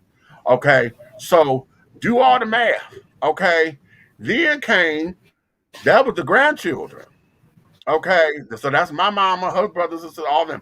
Then came the great grand. Now my mother had 4. Okay, that man had to have given out in $50 bills, maybe $15,000 on Christmas Day. Okay, and what we had to do was there was a great big huge circle that they would sit us, and they put a chair in the center of the circle. All of the kids, now that was me and all of my cousins and carrying on. All of us had to sit down in that chair, and we had to tell them what we wanted to be when we grew up. If we did not have an answer, God help you, because that means you had to sit down. And when I say listen to some of those stories of how they had to scrimp and scrape to go to school, how they didn't have textbooks, and if you didn't have an education, you had to work in the fields and this, child, that's what we had. So that's how we were able to get information and carry on and listen to stories. But I told y'all before, my great grandmother was a slave. She was branded in her back. Okay, that has never hit me like that. Wow. Ooh. Wow. That's for you, Grand. Eliza Smith, honey. Eliza Smith. That there was what we had to do. So now I'm challenging everybody. Okay. We don't have the elders to do that anymore. You know what I'm saying? My parents were probably the last generation that actually had stories to sit down there and tell, because shit, what we telling? We ain't telling shit. Okay, we ain't telling nothing. And I'm talking about my generation as a whole. And I got some stories to tell, but the kids ain't listening. Why? Because we done got so bombarded with big technology and carrying on to where, hell, they can flip a switch. We so busy telling them the Google shit versus sitting down there and telling them the real. Then get mad that they Google and you say, oh, well, that's wrong, but then you ain't telling them nothing. Okay, you don't have the information. My mother, when we were talking about the Tulsa, because we're still in the celebratory of the 100th anniversary of Tulsa, Oklahoma. Now, how ironic is that? That Tulsa happened this month as well. Was it this month? No, it was the last, it's May 30th. Okay, for Tulsa, Oklahoma, the massacre. Okay. So we're still off of the heels of the 100th anniversary of them bombing what was called Black Wall Street and trying to put all that together. My mother sat down and told me, she said, I knew about Tulsa, but I never knew that it was called Black Wall Street. Because if y'all have not seen the documentary that's on OWN Network, okay, The Legacy of Black Wall Street, it's a 2-part series. I encourage y'all to go look at that. And my mother watched the first part, and she called me. She said, how old am I? I said, Mama, you are 71 years old. She said, yes. And why is this the first time that I'm hearing this? And it threw me because I'm like, well, Mama, how you don't know and I know? You know? And she's like, no, I know about Tulsa. Okay. She said, but what I don't know is that this was considered to be Black Wall Street and carrying on and this, that, and that. So then she got on the computer, started researching. And so she said, we were talking about Detroit and Black Bottom. I said, well, yeah, I know about Black Bottom. She said, well, what about Paradise Valley? I said, I've heard of Paradise Valley. Where is it? She said, wait a minute, that's Detroit. I said, well, what? And when she told me where it was, it is now called Eastern Market, where Paradise Valley was, right? And so I've always thought that Black Bottom and Paradise Valley, that Black Bottom was where the Eastern Market is, okay? She said, no, that was called Paradise Valley. Black Bottom was on the other side of it. So it was two separate areas, but they were both thriving Black areas of Detroit that were destroyed. Destroyed. Okay. So why don't we have the textbooks? Because, see, they're trying to take the curriculum out. You don't want critical race theory being taught because why? Like the white man said on the TV, on the news, oh, y'all could do that at home. That needs to be taught at home or in your church. That doesn't need to be in school. What? So that you could sit down there and now have reason to say, oh, that's just y'all talking? The way how they've been saying this all the time about Black folks, when we keep telling them about how the justice system is wrong, how we don't hear fair trials, how we don't do this, how that was called redlining. Redlining is designed for that. I just read to y'all the thing where it said they were sitting there circling out areas that wouldn't give the Blacks the loans because there was so many Black people in that concentrated area. That was called redlining. And they still do it. They do it by zip codes now. Do y'all know that? Do you know that the type, well, we don't order magazine subscriptions anymore, but do you realize that the type of magazine subscriptions and carrying on that you order sits down there and dictates where the black areas are for those who don't know? I learned that back when I was, in my late teens, early 20s. Because we get those magazine subscriptions, what do we always? We got Ebony, Jet, Essence, Black Enterprises, and then to throw everybody off, you sit down there and get Popular Mechanics or Psychology Today, right? But every Black household had those 4 magazines whenever we got magazine subscriptions coming. So they would sit down there. It was an organization I know out of Detroit. It was called PIC Publications. PIC Publications well, I know you can buy mailing lists from them, right? If you are a business and you were trying to target folks and carrying on, you could get mailing lists from them. Okay. And that's how I was learning all this shit, because now they're breaking this shit down according to zip codes, and this is how they found out what was the black areas and stuff. So we have always been targeted. So I would sit down, and when I would order magazines or whatever, I wouldn't order the black magazines. Now, how about that? Now that might be reverse racism. Okay, well, there's no such thing as reverse racism. Let me scratch that. What I meant to say is that might be a way of having them to get us from not supporting our own magazines. Okay, so I would not buy the Ebony and Jet or whatever. I would go get them from the store. And every time I did magazine subscriptions, I would do like Better Homes and Gardens. I would do a Psychology Today. I would do Consumer Reports, because you got 5 magazines in the subscriptions or whatever. So those are the kind of magazines I would always order just to try to trip them up a bit. But hell, if everybody else around me ordering all the major ones, then they knew what the concentration was. So then, how you know this by your car insurance? When they give you a zip code, they always give you a higher rate because of your no. Well, no, we got more thefts over there in that area. So your insurance goes up based on your damn zip code. Huh. Okay. The children. Okay. Exactly. Okay. And when you get a mortgage, they tend to sell to other smaller banks after about 2 to 3 years and tell you to go somewhere else when you try to refinance. Wow. Okay. Wow. Most mortgages that are sold belong to Hispanic, Blacks, and Asian families. How about that? Because they don't have to deal with you. Okay. Then they sell them to smaller banks who can't afford to do the refinance. Okay, because they're a smaller bank. And so now they don't want to run the risk of you being a bad investment. So they won't refinance on a lot of time they wouldn't refinance, and carry it on. So there you have it. So you have all of this. So now we're at a precipice here to where what are we going to do? Now that this information is here, what are we going to do? And I had to challenge myself on that because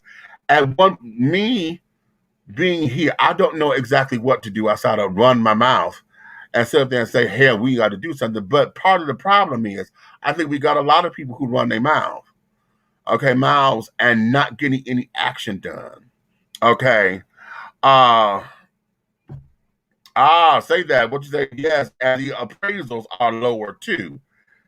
So yeah. Okay.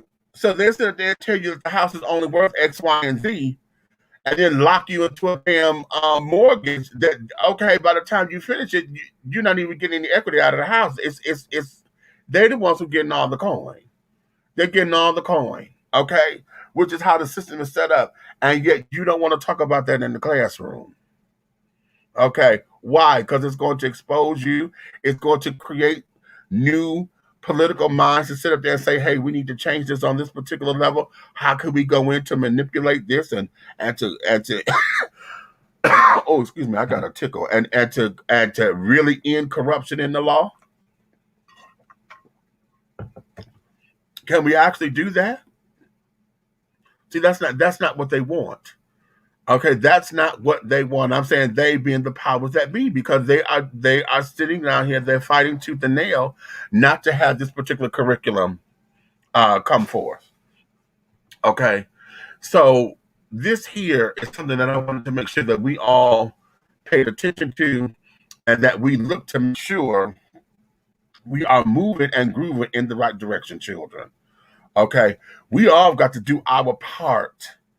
We've got to do our part. If you are a textbook writer or a textbook publisher, there is no way and no reason why we should not have a plethora of books, textbooks that's going to talk about Black history.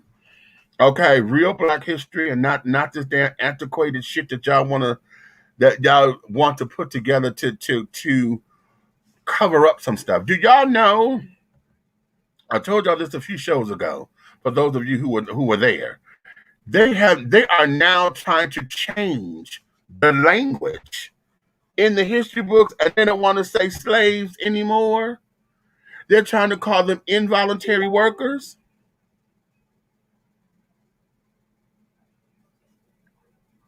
Do y'all know that?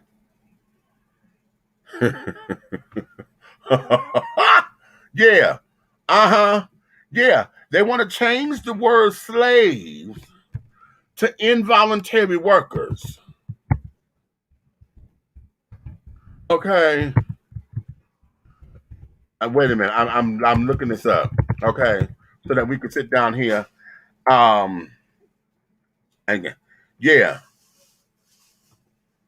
Oh, I'm talking migrants. Wait a minute. This is 2015.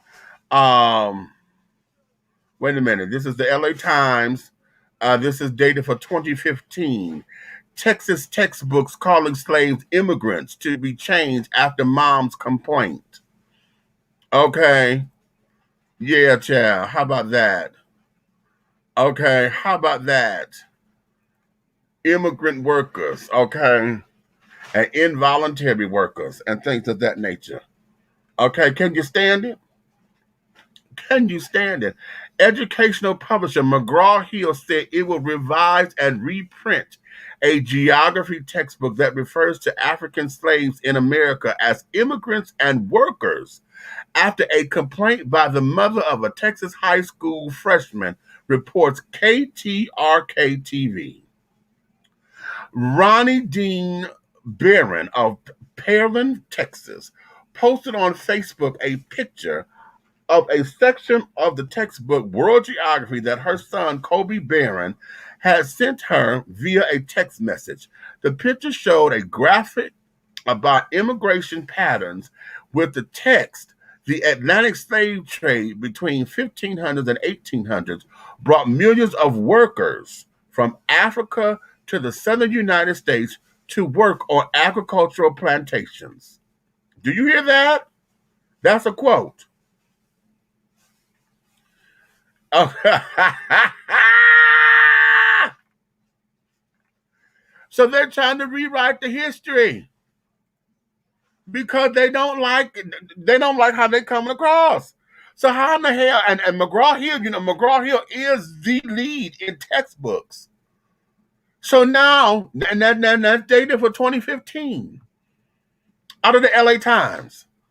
Okay, that a Texas school, how ironic is Texas? Texas, okay, who was the last to sit down there and free the slaves 2.5 years later, who were the last to free their slaves. Now y'all want to change the damn shit and say that, oh no, honey, they sit up there and went and got immigrants and brought them over to work the agricultural plantations. What?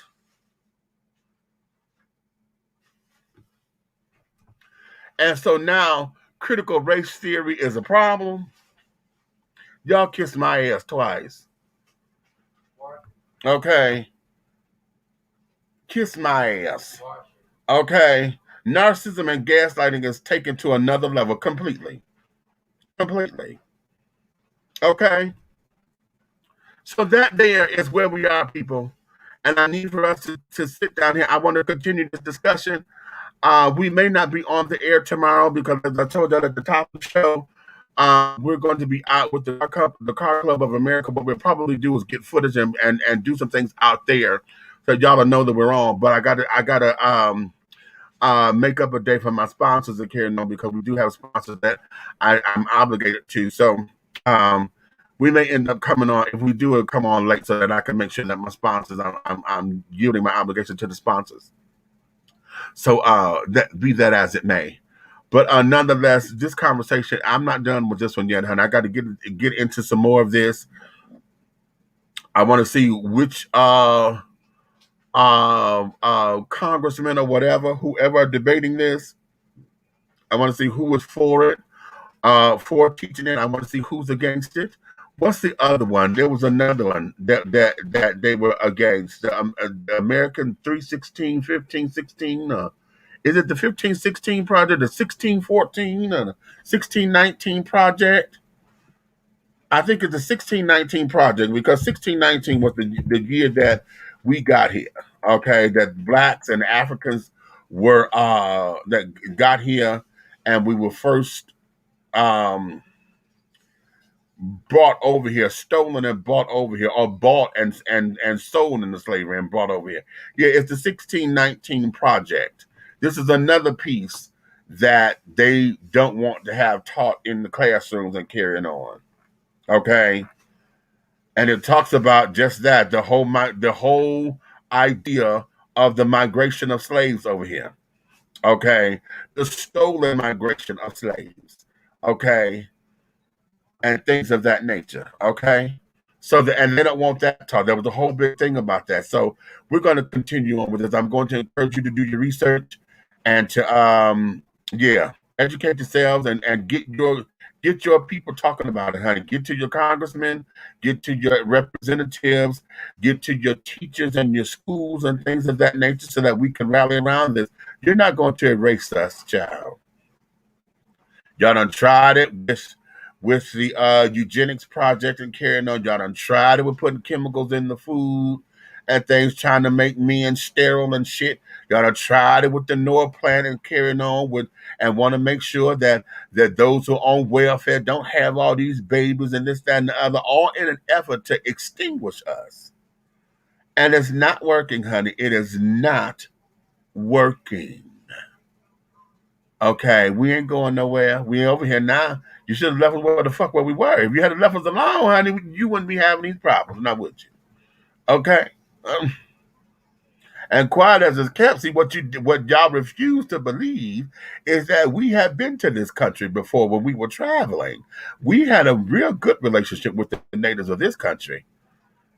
Okay. Because we traveled. We were explorers and carrying on, huh? So it was new to them. Their asses got kicked. I mean, I want y'all to remember something. This settlement, honey, was not because they were just upright citizens, honey, who left Spain carrying on and this, that, and the other. These were the dregs of society, according to the Queen. The Quakers wasn't all that upstanding and carrying on, honey. They were the dregs of society. They did not want to conform to the ways of the Queen and what was going on. So she put their asses out. She gave them 3 shifts and said, take it and get the fuck on. Because unless you're going to do what we say do over here and be honorable and this, that, and the other, no, we can't have you upsetting what's going on. And they left. Now, we got the history books in there making them sound like, oh, they were on a pilgrimage to carry on. They were savages, according to the Queen. Okay. So I want y'all to think about that. Think about that while we sit up here talking about critical race theory. We say separation of church and state, honey, but how can you separate church and state when every law that we have here on the books is somehow tied to biblical principles somewhere? Every law that we have on the books is somehow connected to biblical principles. You say separation of church and state, but why is it that every time that we see these folks come up here and they want to hold, they hold in court, they hold in any kind of political thing or whatever, a formal event, they always say, well, we're going to have so-and-so coming with the invocation. That's prayer. So how come you can have prayer at the White House, you can have prayer at the dinners, you can have prayer before y'all sit there and do the debates or whatever the fuck it is that y'all do, but you took prayer out of schools?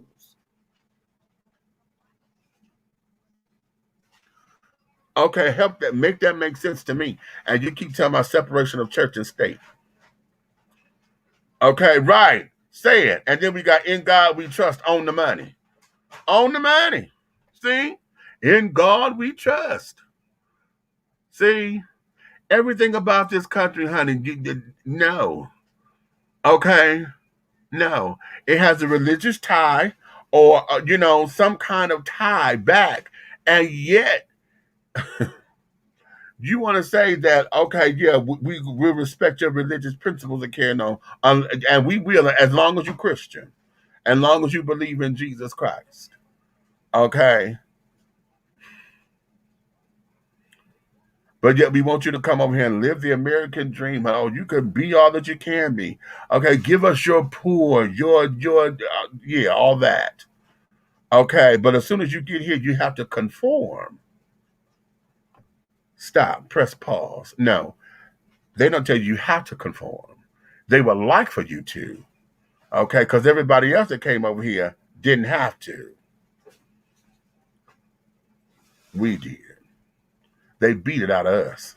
We couldn't talk in our languages and carry on. Y'all saw Roots. Okay. How about that? And here's something I want you to consider as well. In biblical principles, they're talking about the Tower of Babylon, right? And how the folks were building the tower to get to God and things. And because God felt that they would get too tall or whatever, he struck down everybody and had everybody speak different languages. Okay, that's where languages supposedly come from, right? According to how I was taught in biblical principles, right? Here's something I need for y'all to understand, and that there is, when we were on those slave ships, okay, we all didn't come from the same tribe. We all didn't speak the exact same language, honey. So the communication was different. Okay. So and not just that we were cattle and things and stacked on top of each other and pissing and shitting on each other. Okay. Ooh, just the thought of that. Okay. On this long 3-4 month boat trip. Okay, getting sick off of everybody because of the defecation and carrying on. Okay, then we couldn't talk. We couldn't talk to everybody, and all of us in hell. We couldn't talk to everybody. So now we got to sit up here and guess what so and so was saying, and learn how to talk so that we can sit down here and get this thing together. Okay, we are a people, honey. We have had behavior modifications, honey, since this damn thing started.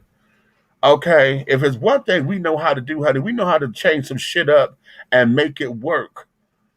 Okay, now it may not be the best of circumstances for us or whatever, but we know how to get through it. Okay, it's been okay until times get better. We got to deal with it like this until. Okay, now the question becomes, when is until? Okay. Because again, I'm going to say, where are the fucking textbooks? For all of y'all who keep saying that we don't have no textbooks and they ain't teaching our history, where are they? If y'all could do movies on hidden colors and all of this kind of shit and this, that, and the other, the nation got all these wonderful docuseries that they've created that's only circulated within the people. You don't know that particular information unless you're within the shrine or whatever the case may be. Or go to the shrine in the Black Madonna's bookstores or whatever, you see them then, or go to the website, you may see something then. But then, is it really, I always say this because I always question sourcing. If I'm seeing all of your sourcing is coming from the same things, honey, then I can't take it in the stride that you're trying to give it because you're only coming from one particular viewpoint. I need to see a myriad of viewpoints, honey, so that I can make a comprehensive decision. So if we're doing history, you can't. History is history. It done already happened, honey. You can't change it. It done already happened. It has already happened. So now why you gotta lie about it? Or why are you trying to hide it and uncover it? Okay. I mean, not and trying to cover it, not uncover it. Why are you trying to hide it and cover it up? Put it in vaults and shit so can't nobody get to it. Seal the records till 50 years after I'm dead. Why? It doesn't happen, sugar. It happened. Are you afraid of the embarrassment? Are you afraid of losing your power? Are you afraid of the folks knowing that you possibly done lied and done sold them a wet dream, honey? And now everybody chasing a nut. Wow. That's something to consider. But on that note, honey, I'm going to let you guys go ahead on home. I told you I'm going to cut this short because we got to get up. I got to cook this spaghetti and things. and all of that. Oh, we're gonna do something cute with the spaghetti, Chad. I got some ground turkey, right? Usually I use ground turkey. Thought about using ground chicken, for my meat and carrying on. But I said no, I'm gonna stick with ground turkey. But what I did find, because I don't think I'm not gonna be able to eat a lot of it because I can't do the sausage anymore since my surgeries. I got some chicken sausage. I'm doing chicken sausage because the children can't do pork. We got the folks who don't eat pork. So, honey, I done found some chicken sausage up in here. And I believe it's applewood chicken sausage. Baby, finna put this in this damn chili. I mean, this damn spaghetti with my little sauce and my onions and bell peppers and my mushrooms. I got some, and I'm using baby Bella mushrooms, baby. Okay, you got to use baby Bella sugar. Okay. Oh, good Lord Almighty, this girl here is trying to get ready to get cute, and then we're gonna put after we do it and carry it on, we're gonna put it in the oven, let it bake, so that the cheese and little crusty on the little sides and the cheese do all the little do. Yeah, we're gonna do this up for the children, honey. So I'm gonna rest up because we got to meet up so that we can ride out. Shiro Hero, honey. Yes. Going out. I'm Unc T. That's my code name. Unc T. Okay. With Shiro Hero. So we're gonna ride out for the Car Club of America picnic. And so we gotta get geared up and stuff. And I gotta get my shirt because we gotta wear our colors. Mm. So, having said all that, honey, you may finish all of your crumpets, my darling, because the tea has been dished. And you are dishing tea, darling, with Big Meech and the big guy ally, honey, Big Red, who was in here for a little minute with me. Okay, if you love us, tell a friend, honey. If you hate us, tell all of your motherfucking enemies.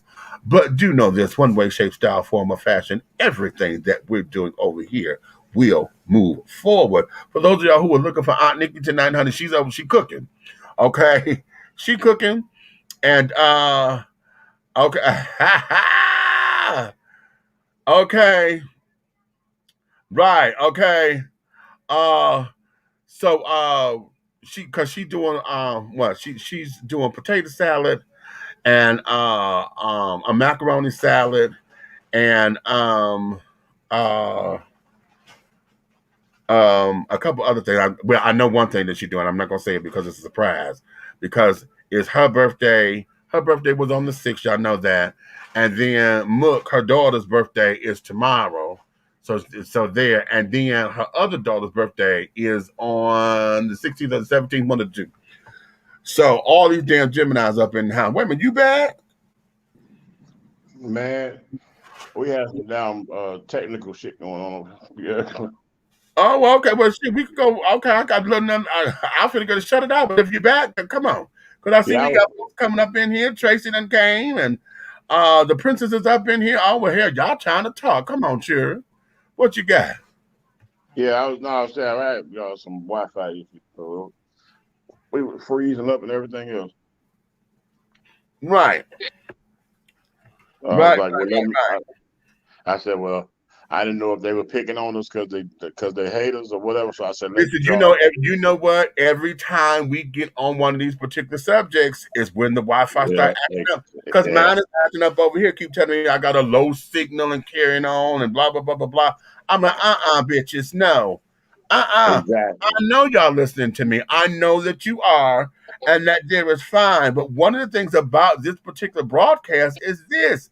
Tell me where the lie is. I'm not saying nothing that y'all ain't saying. This is public knowledge. And because we want to expound on it and have a conversation about it, this is what y'all do on Capitol Hill all the goddamn time. Y'all debate, don't you? Right. And filibuster. Okay, so this is the whole same issue. So if we can sit down here as citizens to talk about what's going on to make this country better, honey, I'm an anti-America. Goddamn it, this is all I know. Okay, this is my country. But so, see, they look at these type of platforms as a segue directly to the people. So the ones that are not watching and listening, we're picking up that slack, the slack that they're getting away with. You know what I'm saying? People like us that have formats like this, we get people out that don't vote, that don't talk politics, that don't know nothing. Right. we pick up those people that they prey on to not make no moves or make no noise, just to accept what they offer. Okay, well, you got a point there. You have a point there, and I can't fuck with it. I explained to you before, if you set me up and I start talking to these colleges, I'm going to need security. Okay, right. Okay. And you know what? And sadly, that there's where it is, because oftentimes, it's the young, the youth is where they're trying to stifle, because the youth that's the wave of tomorrow, honey. A lot of the shit. Let's look at the history and carry it on, honey. Huey and all them came out of the college campuses. Exactly. All of them came out of the college campuses. I heard King came out was at Morehouse. If I got a chance and got up there and start speaking to these doggone different HBCUs and all that, and I probably by the third one, I'm gonna have to bust at somebody. Okay, it's starting to cut up again. See, just went all robotic on that. Right, that's what I'm talking about. Because they know I'm not scared of they punk ass. You done went all robotic, and then here's something that's the real tea to this. You a vet, I'm not. Exactly. See, so you served the country. You know what I'm saying? So being and somebody who has served this country, y'all know how I am about my vets, honey. Y'all have done something that I wouldn't have had the patience to do. I turned it down when they tried to recruit me.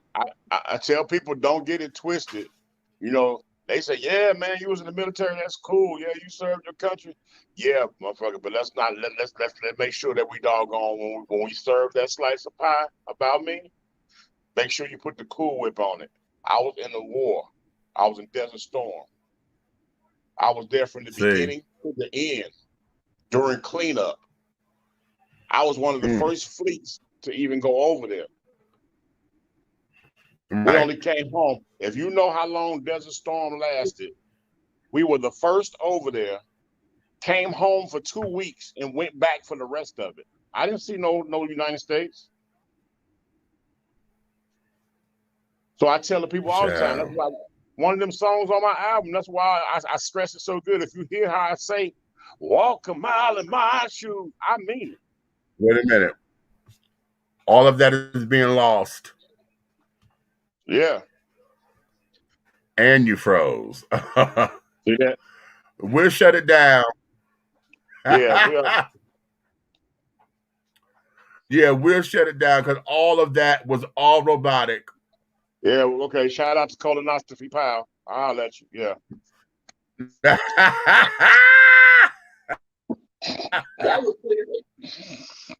That child said Colonoscopy Powell. Okay. Now y'all saw it right here, honey. I was going to extend it because he was. You see how it was? As soon as we started talking about this, everything got all choppy. Okay, and this, that, and the other. Okay, what you say? Wait a minute. What y'all say? They don't like it when veterans tell their true stories. No, because see, they don't like it when anybody tells a true story. They don't like that unless you're poor people and you're talking about how you came up from the poor ranks and carrying on, and you done got yourself in a higher tax bracket that now they can take more taxes from you. Okay?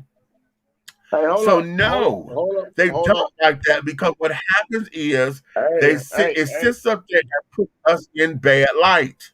Wait, hold up. What? Let me correct you. There are 25 to 26 billionaires in the United States. Okay?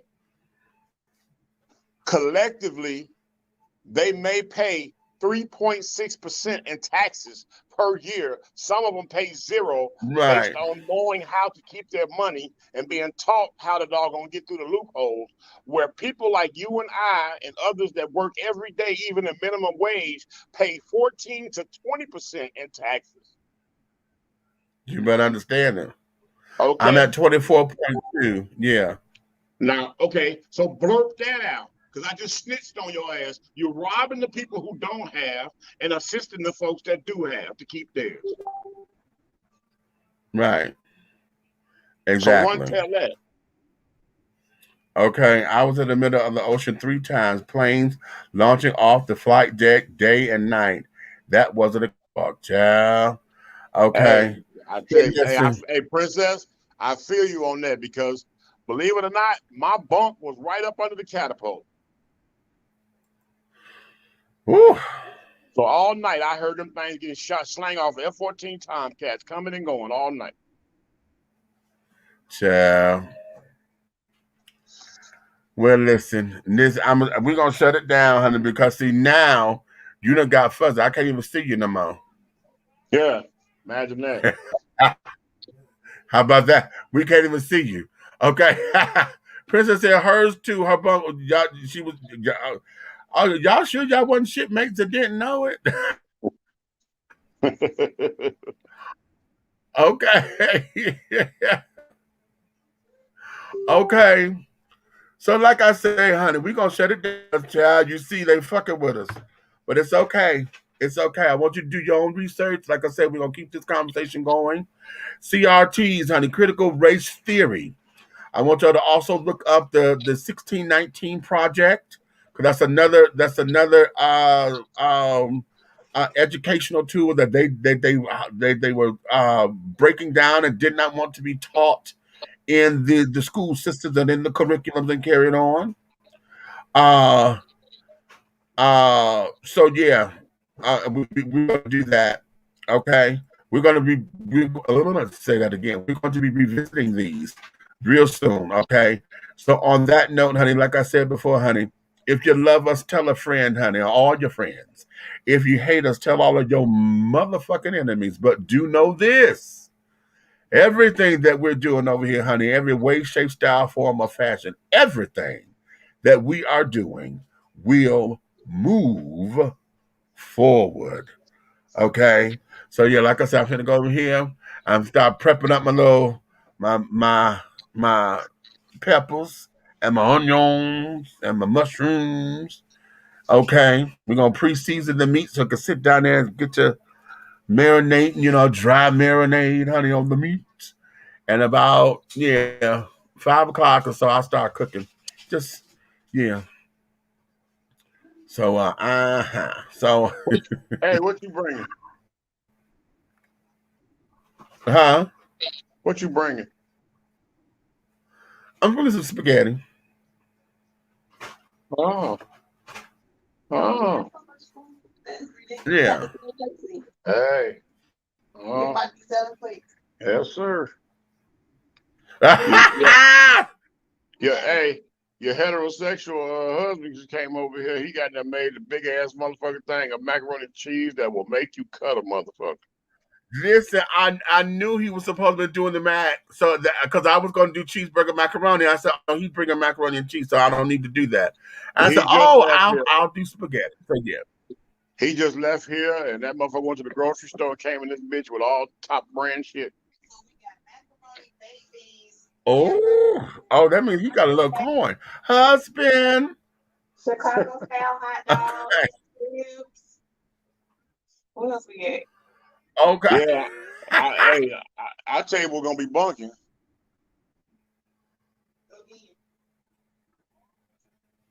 Oh, okay.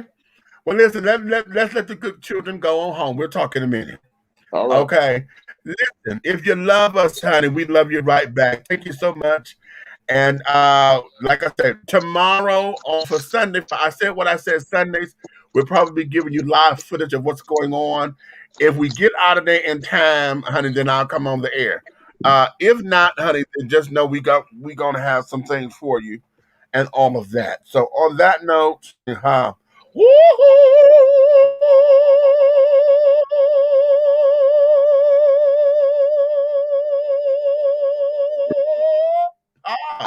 and what? Scene.